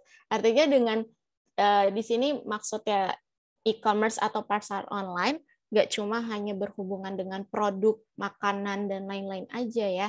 Tapi kayak baju, sepatu, bahkan ilmu pun kadang dijual belikan saat ini ya, karena udah pasar online nih, bebas kayak gimana gitu. Tapi jangan lupa bahwa kenyataannya kita tetap manusia, kita tetap makhluk hidup yang perlu untuk bertahan, dan untuk berjualan pun kita perlu untuk apa? Melestarikan. Ya, kalau misalnya teman-teman sekarang yang masih ada di daerah, bersyukurlah karena kalian ada di daerah di mana kalian bisa melestarikan semua kebutuhan pokok manusia di Indonesia. Gitu. Jangan karena misalnya, oh aku di sini cuma punya lahan pertanian, kayaknya nggak untung-untung gitu. Gimana coba caranya supaya kalian bisa untung? Mungkin upgrade knowledge-nya, gitu. Terus cari tahu pemberian dana yang misalnya bisa ngembangin usaha petani kalian, gitu. Nah dari situ nanti otomatis semua ini akan berputar ke diri kalian sendiri. Kenapa? Karena yang saya bilang ya, kebutuhan pokok tuh udah pasti ada. Tapi kalau tidak dilestarikan, gimana kita mau jualan? Nggak bisa ya teman-teman semua, jadi jangan lupa ini. Dan kebetulan ini, Kitong Indonesia ya, fokus terhadap Indonesia Timur, dan saat ini juga saya sedang menelaah terkait, masyarakat adat dan kedaulatan pangannya. Saya baca-baca kayak di Indonesia Timur, itu ya, termasuk Papua dan kawan-kawannya, itu sangat berpengaruh terhadap pelestarian kebutuhan pangan di Indonesia itu sendiri gitu.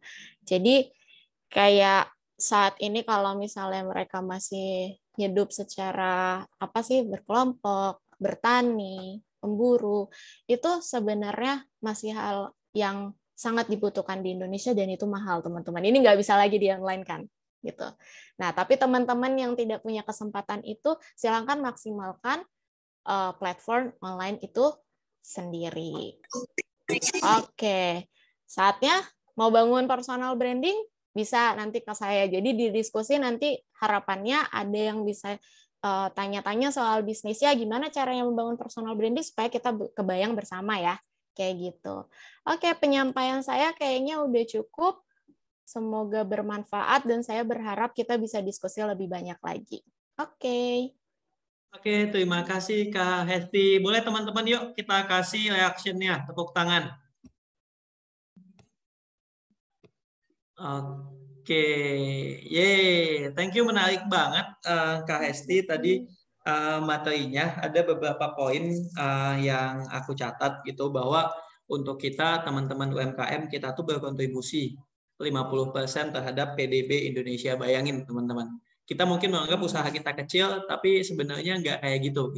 Kita tuh kita tuh ikut berkontribusi dalam PDB Indonesia. Kemudian tadi juga aku catat beberapa poin yang bisa kita lakukan untuk mengembangkan bisnis kita gitu. Yang pertama, bangun identitas diri kita gitu. Jadi manfaatkan diri kita sendiri sebagai agen dari pemasaran produk kita gitu. Kemudian yang kedua adalah offline to online gitu. Jadi kita maksimalkan juga pemasaran online.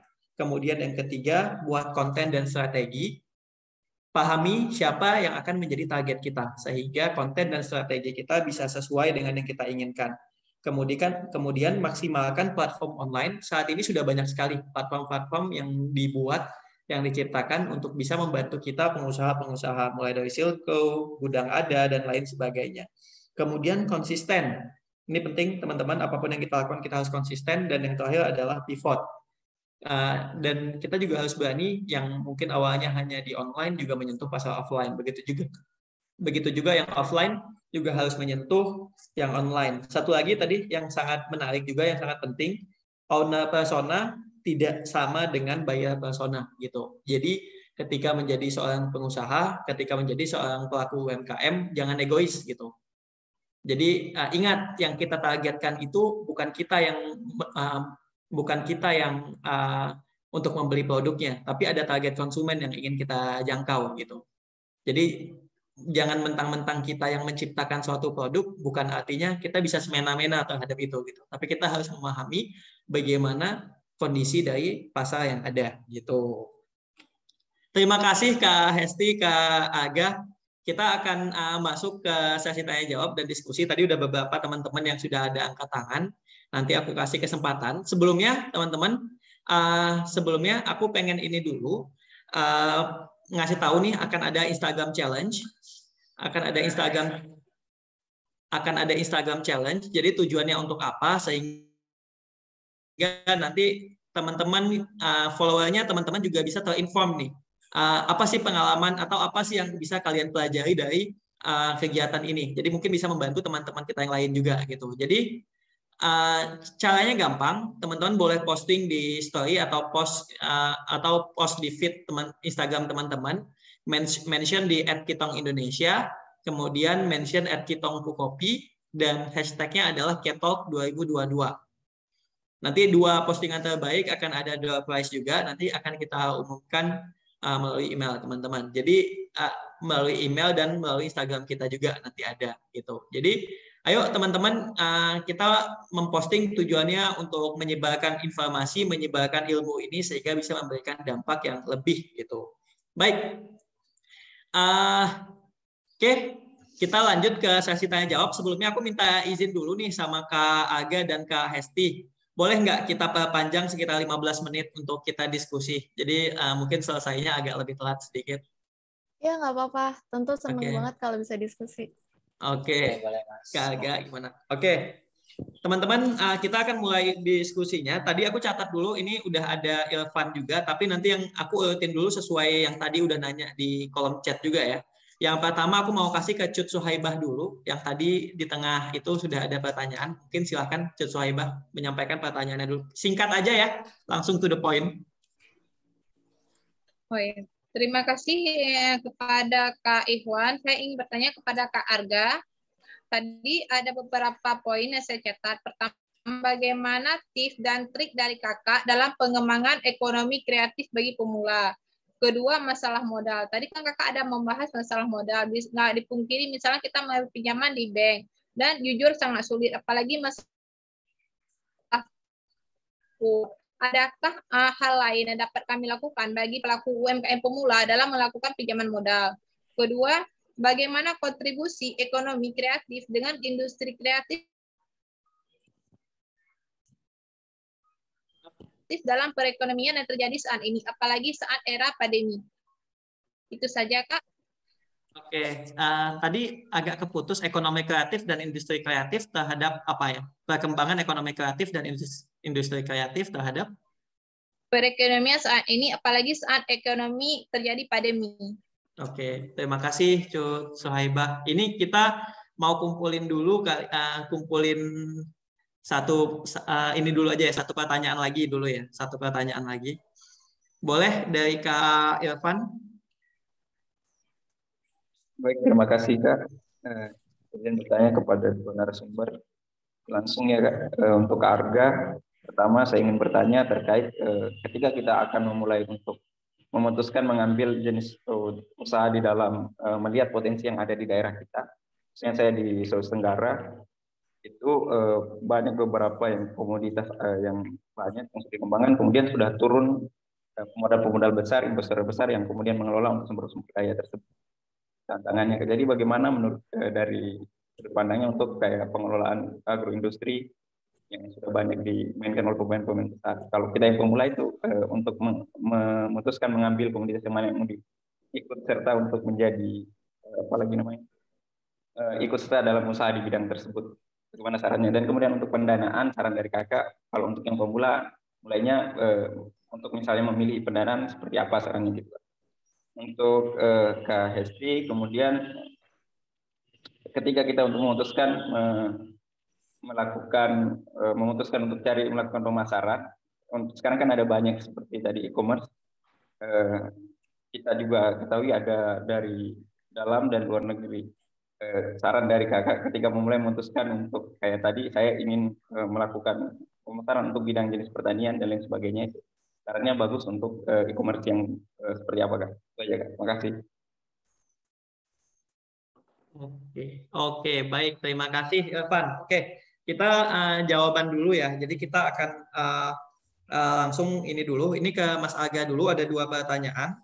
Yang pertama adalah perkembangan ekonomi dan industri kreatif di era pandemi itu seperti apa. Kemudian yang kedua adalah ketika kita ingin masuk nih kayak seperti pengalaman Mas Irfan di Sulawesi Tenggara, ingin masuk memulai usaha di bidang agroindustri gitu atau pertanian, tapi di sana tuh udah banyak banget pemain-pemain besar gitu. Nah, baiknya langkah kita untuk pemula tuh gimana ya, Mas Aga? Oke, terima kasih Mas Ikhwan atas waktunya. Tadi siapa yang pertama yang namanya ya? Cut ya? Cut Sulaimah. Sulaimah dari Aceh ya? Aceh mana Cut? Saya kemarin tahun lalu sempat ke Malabu. Kalau Cut, Acehnya dari mana? Birun. Oh, oke. Tadi terkait bagaimana ekonomi kreatif di industri saat ini Mas Ikhwan ya, tips dan triknya. Seperti saya sampaikan tadi, Cut, industri kreatif itu tidak cuma hanya satu, yaitu kuliner maupun fashion, tapi ada banyak. Nah, sekarang bagaimana tips dan triknya biar bisa mengembangkan ekonomi kreatif di era pandemi ini tadi? Tadi sudah disampaikan kepada Mbak pemateri kedua tadi terkait digital marketing. Jadi emang di daerah pandemi saat ini yang paling penting adalah digital marketingnya, bagaimana platform-platform e-commerce ini bisa dikembangkan, karena tanpa adanya e-commerce tadi atau platform kayak Shopee dan sebagainya, kita kurang untuk memasarkan produk kita karena tadi dibatasi oleh kondisi saat ini. Nah, bagaimana melihat peluang? Pertama, lihat kondisi sekitar dulu. Misalnya sekitar kita, kira-kira di sekitar kita itu butuh apa yang dibutuhkan oleh orang-orang sekitar. Misalnya contoh ini contoh simpel ya, di daerah Cut ini nggak ada printer online, jadi belum ada printer delivery. Jadi Cut bisa buka tuh printer delivery. Jadi Cut buka usaha, mereka cuma tinggal kirim file, nanti tinggal Cut antar ke rumahnya seperti itu. Jadi lihat kondisi di sekitaran kita terlebih dahulu.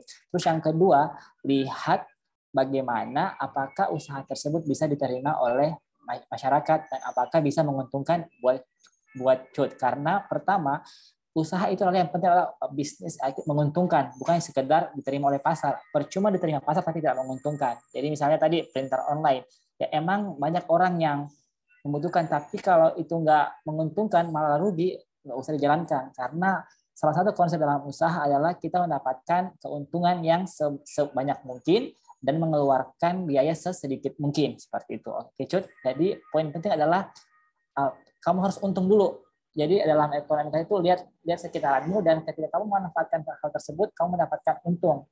Karena ketika tidak untung, itu namanya bukan usaha, itu namanya bersedekah. Jadi kita, karena kita mengeluarkan sebuah usaha, benar nggak sih Mbak Sarah ya? Karena kita pasti butuh keuntungan sebanyak mungkin. Karena kalau nggak ada keuntungan, ya mending kita berdiam diri di rumah seperti itu. Betul Ya, banget. seperti itu sih.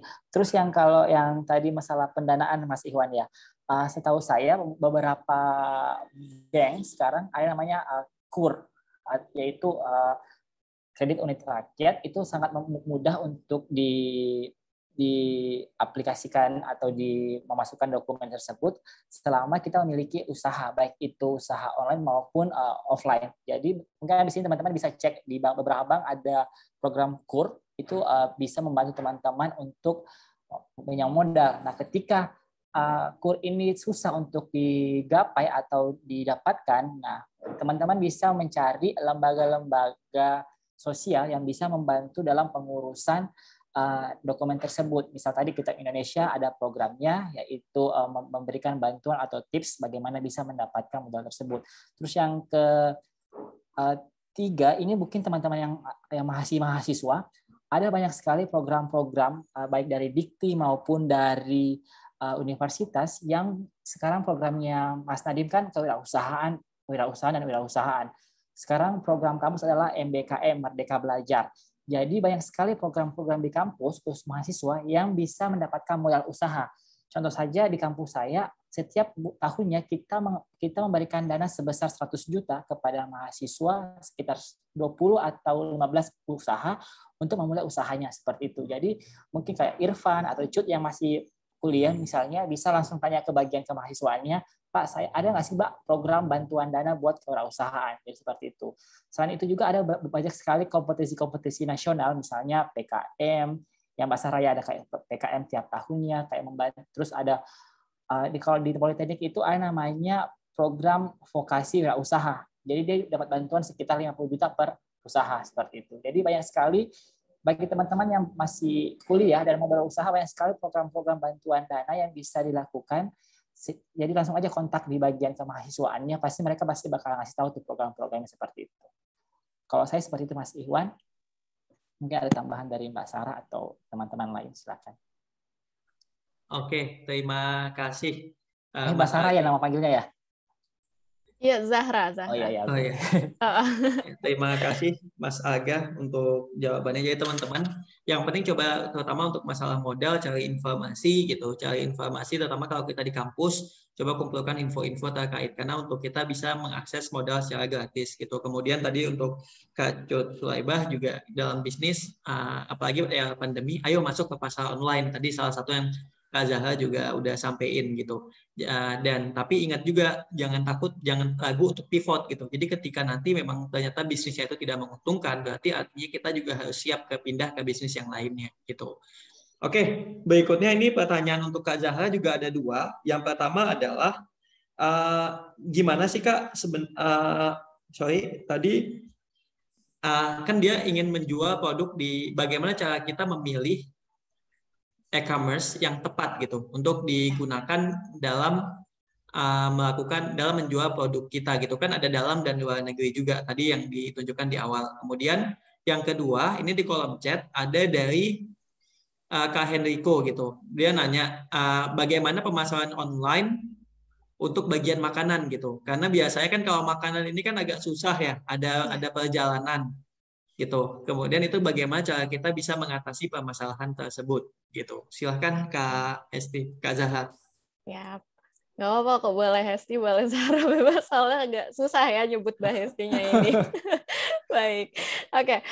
Mungkin saya minta tolong sama Mas Irfan yang bertanya dulu, sempat bilang kalau itu hasil apa sih, pertanian ya, betul nggak sih kalau saya nggak salah?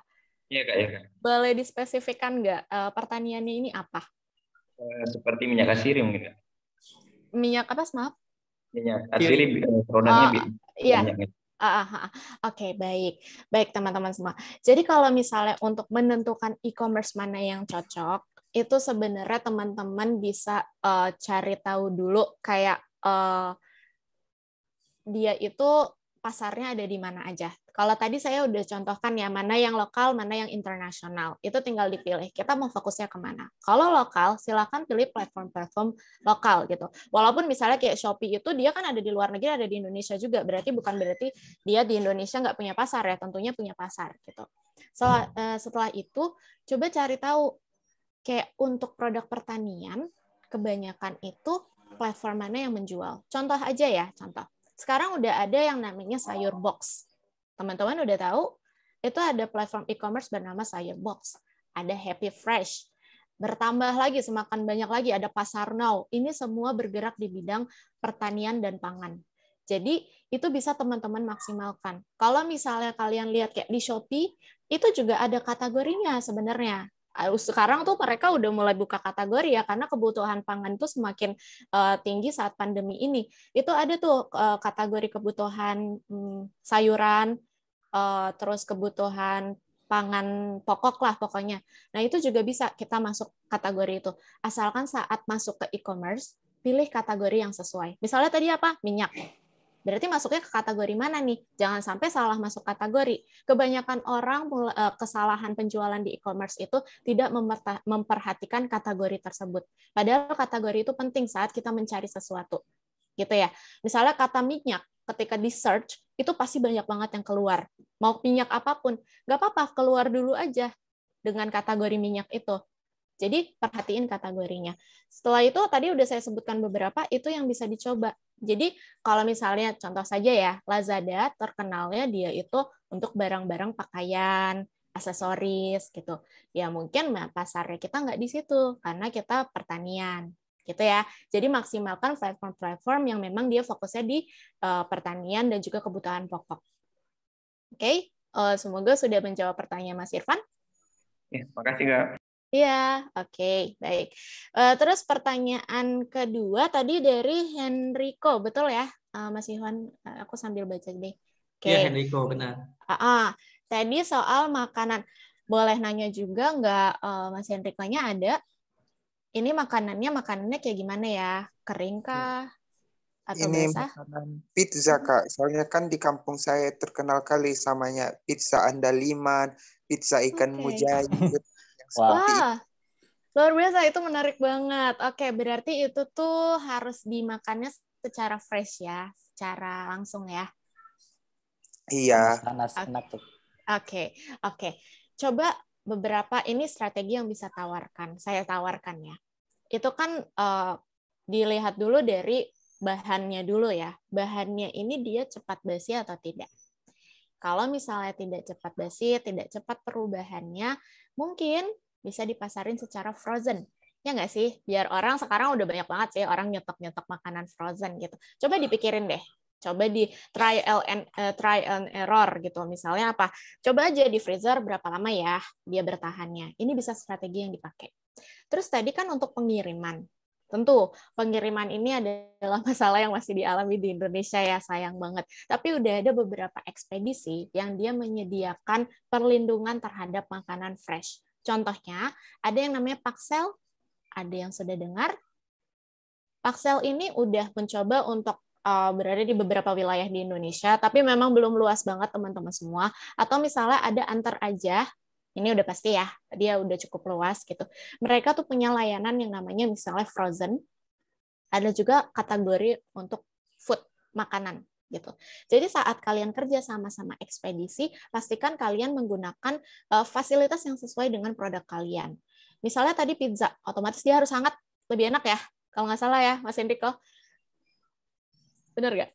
Benar, Kak. Iya, kalau misalnya kayak gitu berarti harus instan banget. Jangka waktunya itu nggak bisa lama. Misalnya 2-3 jam lah cukup lah. Kalau misalnya jaraknya jauh banget. Tapi itu udah pasti merubah rasa. Jadi coba pilih ekspedisi yang sesuai. Gitu.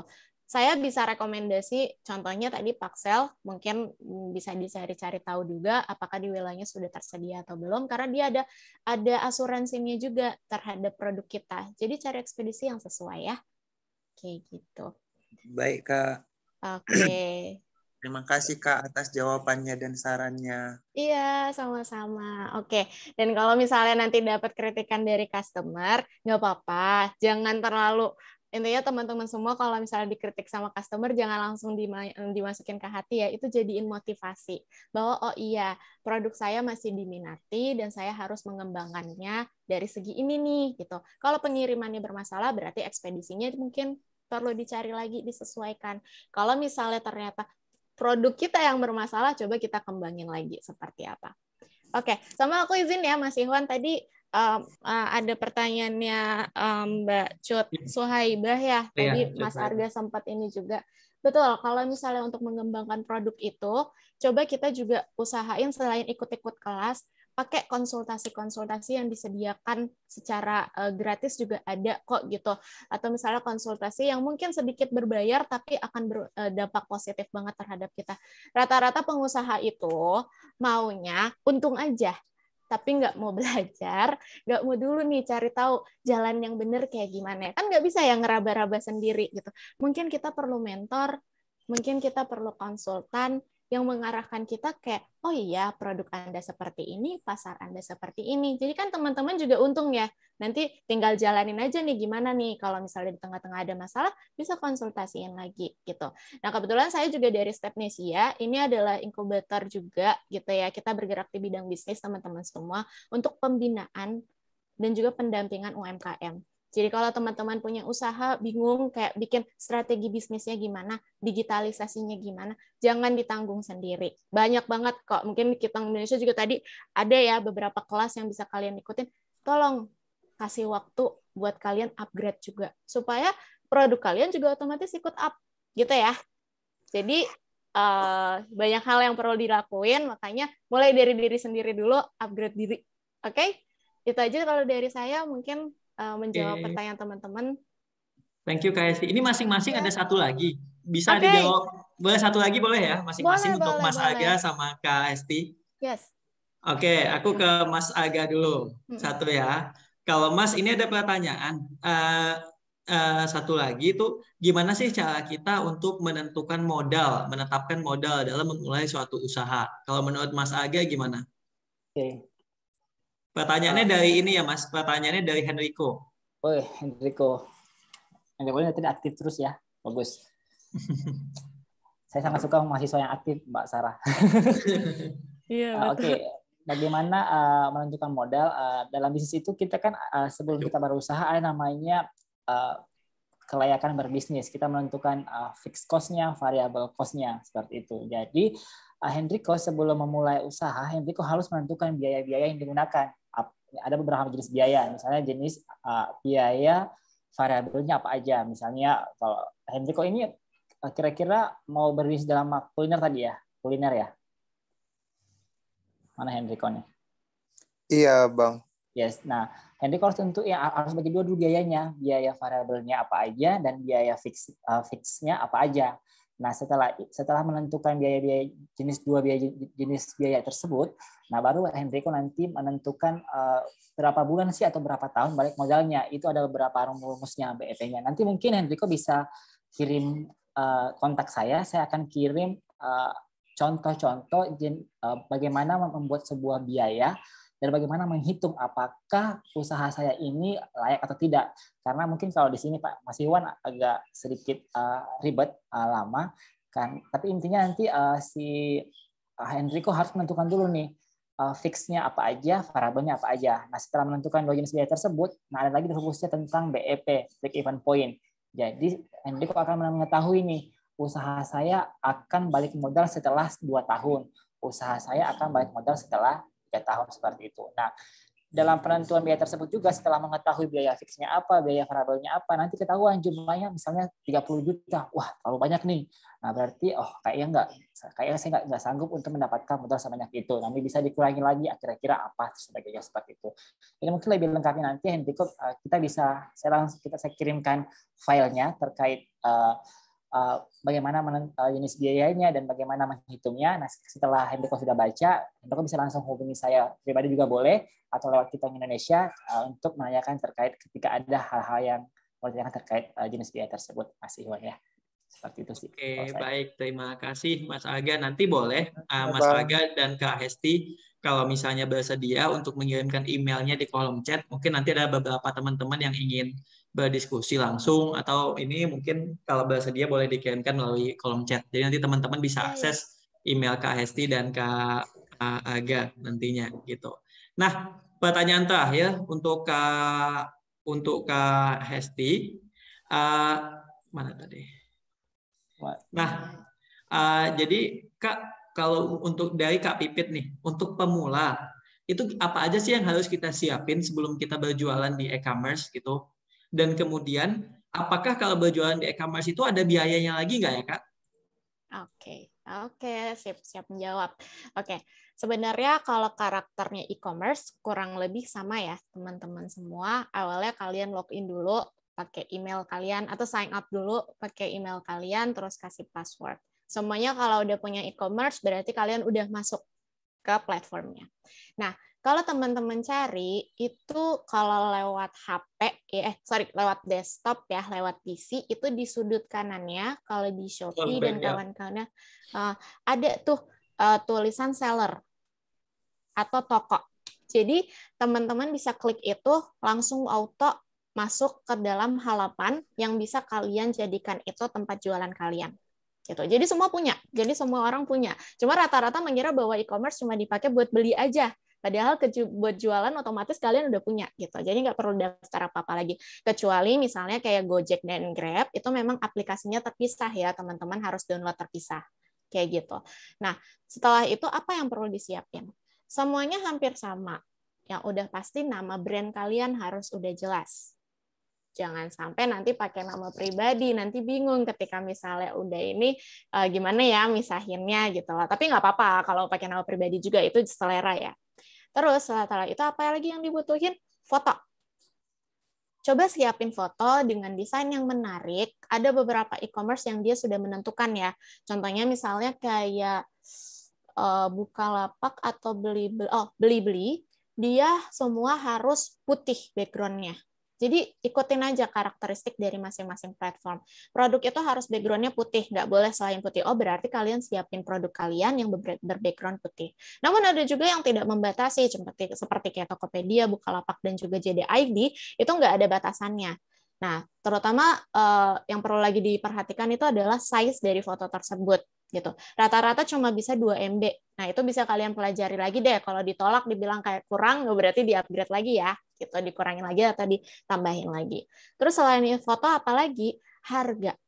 Ketika kalian ingin menentukan harga, itu sebelumnya kalian udah pikir panjang nih, dengan harga sekian, HPP kalian sudah terpenuhi. Udah pada tahu ya, insya Allah di sini HPP itu apa ya. Gitu. Jadi jangan sampai kalian jualan kayak asal dibeli aja karena murah. Enggak, itu bukan namanya kunci untuk penjualan. Jadi itu harus kalian udah pikiran. Bahkan di e-commerce itu udah nyediain yang namanya kolom diskon, harga coret.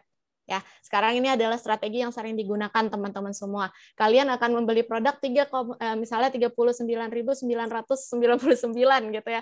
Merasa itu murah banget dibanding misalnya ada orang nulisnya 40.000 gitu. Nah, itu bisa dipermainkan. Jadi itu udah disediain juga di platform e-commerce. Nah, setelah itu apalagi kayak dan yang lainnya udah disediain di e-commerce tuh apa? Kayak ekspedisi, kerjasama ekspedisi untuk jemput barangnya di depan rumah kalian. Jadi coba diutak-utik aja, kalau saat ini kalian sukanya pakai Shopee untuk belanja, coba gunain Shopee untuk jualan. Atau misalnya kalau nyamannya di Tokopedia, biasanya bapak-bapak nyamannya yang nyaman-nyaman aja ya, yang kalau misalnya secara di desktop sama di PC itu nggak ribet gitu loh susunannya. Nah, itu bisa pakai Tokopedia karena dia cenderung lebih sederhana gitu. Kalau perempuan agak rumit ya. Gitu. Jadi bisa disesuaikan. Biaya ada lagi atau enggak? Kalau kalian memang mau campaign, kalau mau promosi, biasanya memang ada biaya yang harus kalian berikan kepada e-commerce tersebut. Kalau contohnya kayak Grab sama GoFood, mungkin teman-teman udah ada yang daftarin, itu kita harus ngasih komisi sekitar 20%. Maka harga yang sudah ditentukan itu udah kalian hitung lagi dengan 20% yang akan dikurangi ya, sehingga kalian tidak rugi. Kalau e-commerce, rata-rata itu cuma hanya untuk campaign aja. Misalnya kalian mau ikut event yang angka kembar, 12-12, 11, 22. Nah, itu biasanya kita kalau supaya bisa naik up, selain performa toko kita juga, kita bisa juga beli ibaratnya ads ya. buat mereka naikin akun kalian di atas. Itu bayarnya juga nggak mahal kok teman-teman semua. Ada juga komisi yang bisa kalian kasih ke mereka sekitar 10% aja. Nah, makanya penting banget sebelum upload semua itu kalian udah nyediain persiapan dasarnya. Kayak HPP kalian udah dihitung dengan kemungkinan-kemungkinan pemasaran yang ada. Semoga membantu untuk teman-teman semua. Oke, terima kasih Kak Hesti. Kak Pipit gimana? Sudah sangat membantu. Oh, iya. Aku lupa nanya ke Kak Pipit. Oh ya, oke teman-teman, kayaknya Kak Pipit lagi ini. Oke, sudah. Terima kasih Kak. Baik teman-teman, menarik banget. Ini masih ada beberapa pertanyaan lagi sebenarnya, tapi karena waktu kita sudah hampir jam 11, jadi kita dan di Indonesia Timur sudah pukul 1 di waktunya Mas Aga gitu, dan di sini masih pukul 11.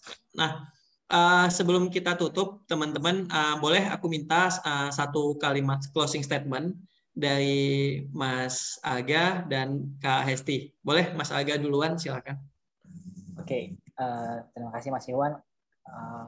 Kalau dari saya satu kata, inovasi, terus berinovasi. Dimanapun teman-teman berada, jangan takut berinovasi dan jangan takut untuk melihat peluang yang ada di sekitar teman-teman. Karena ketika inovasi dan kreativitas dijadikan satu, saya yakin akan menghasilkan sesuatu yang bisa berdampak bukan cuma pada diri sendiri, tapi pada lingkungan sekitar seperti itu. Dan kedua, sebagai generasi muda, saya lihat ini kebanyakan milenial semua, jangan takut untuk memulai usaha. Rugi itu wajar, tapi ketika rugi harus tetap bangkit lagi, berusaha menganalisis pasar dan mencari solusi agar tidak mengulangi hal-hal yang pernah terjadi di sebelumnya. Proses seperti itu Mas Iwan ya. Jadi tetap semangat dan good luck untuk usaha-usahanya semuanya ya. Terima kasih Kak Aga, luar biasa. Baik, Kak Hesti, silakan closing statement-nya. Oke, kalau dari saya sama seperti yang udah sebelumnya saya sampaikan, ini memang pasar online, tapi jangan berharap semuanya bisa instan. Jadi tolong untuk tetap ikutin step-step yang udah saya berikan, bersabarlah karena memang semuanya tidak bisa serba instan ya. Yang instan itu cuma mie aja ya, Indomie ya. Jadi kalau yang lainnya itu kita tetap perlu usaha, perlu tetap kesabaran dan jangan sungkan untuk mendapatkan pengalaman atau ilmu baru dari orang-orang lain gitu. Kalau misalnya sharing sama orang lain jangan merasa digurui. Kalau misalnya ikut kelas harus berbayar jangan merasa kayak aduh mahal rugi nanti gue nggak untung. Enggak, itu semua investasi untuk usaha kalian semua. Oke, itu aja dari saya. Terima kasih banyak semuanya. Terima kasih Kitong Indonesia. Terima kasih juga Mas Arga sharingnya. Iya, ya Mbak. Mungkin next time terima kasih. Ya. Baik, terima kasih Kak Hesti, Kak Aga untuk teman-teman yang pertanyaannya masih ada dan belum sempat terjawab karena memang keterbatasan waktu. Teman-teman boleh nanti menghubungi langsung, itu ada kontaknya Kak Aga, kemudian juga sudah ada kontaknya Kak Hesti gitu. Jadi nanti silakan untuk menjalin komunikasi. Tadi kan pesan dari speaker kita, ayo cari teman, berjejaring dan belajar gitu. Jadi manfaatkan waktu untuk belajar. Gitu juga jangan lupa untuk teman-teman juga tadi untuk info-info terkait yang teman-teman pengen tahu seputar kewirausahaan, UMKM, teman-teman juga bisa cek juga di tempat kita di @kitong Indonesia dan juga tadi Kak Hesti juga sebutin bisa ngecek juga nanti ke Stepnesia gitu. Jadi banyak banget sekarang platform-platform yang bisa kita manfaatkan, kita maksimalkan untuk belajar dan untuk mengembangkan usaha kita, teman-teman. Sekali lagi, saya mewakili tim Kitong Indonesia ingin undur diri dan mengucapkan terima kasih untuk teman-teman. Semoga kegiatan kita ini bermanfaat dan bisa memberikan insight tambahan untuk teman-teman semuanya dan semoga usahanya bisa semakin sukses ke depannya. Gitu. Mas Iwan. Oh ya. Mungkin sebelum saya juga belum berterima kasih kepada teman-teman kita Indonesia, Mas Iwan, Mbak Hairun, thanks for having me. Oke. Semoga tetap berjalan silaturahmi ke depannya, Mas Iwan. Mbak Sarah juga thanks. Iya, sama-sama. Makasih juga semuanya. Oke, baik teman-teman. Sekali lagi terima kasih. Sampai jumpa nanti di ketok berikutnya. Kita pasti akan banyak sekali ngomong tentang bisnis. Sampai jumpa teman-teman. Assalamualaikum warahmatullahi wabarakatuh. Selamat siang semuanya. Waalaikumsalam warahmatullahi wabarakatuh. Terima kasih semuanya. Selamat siang.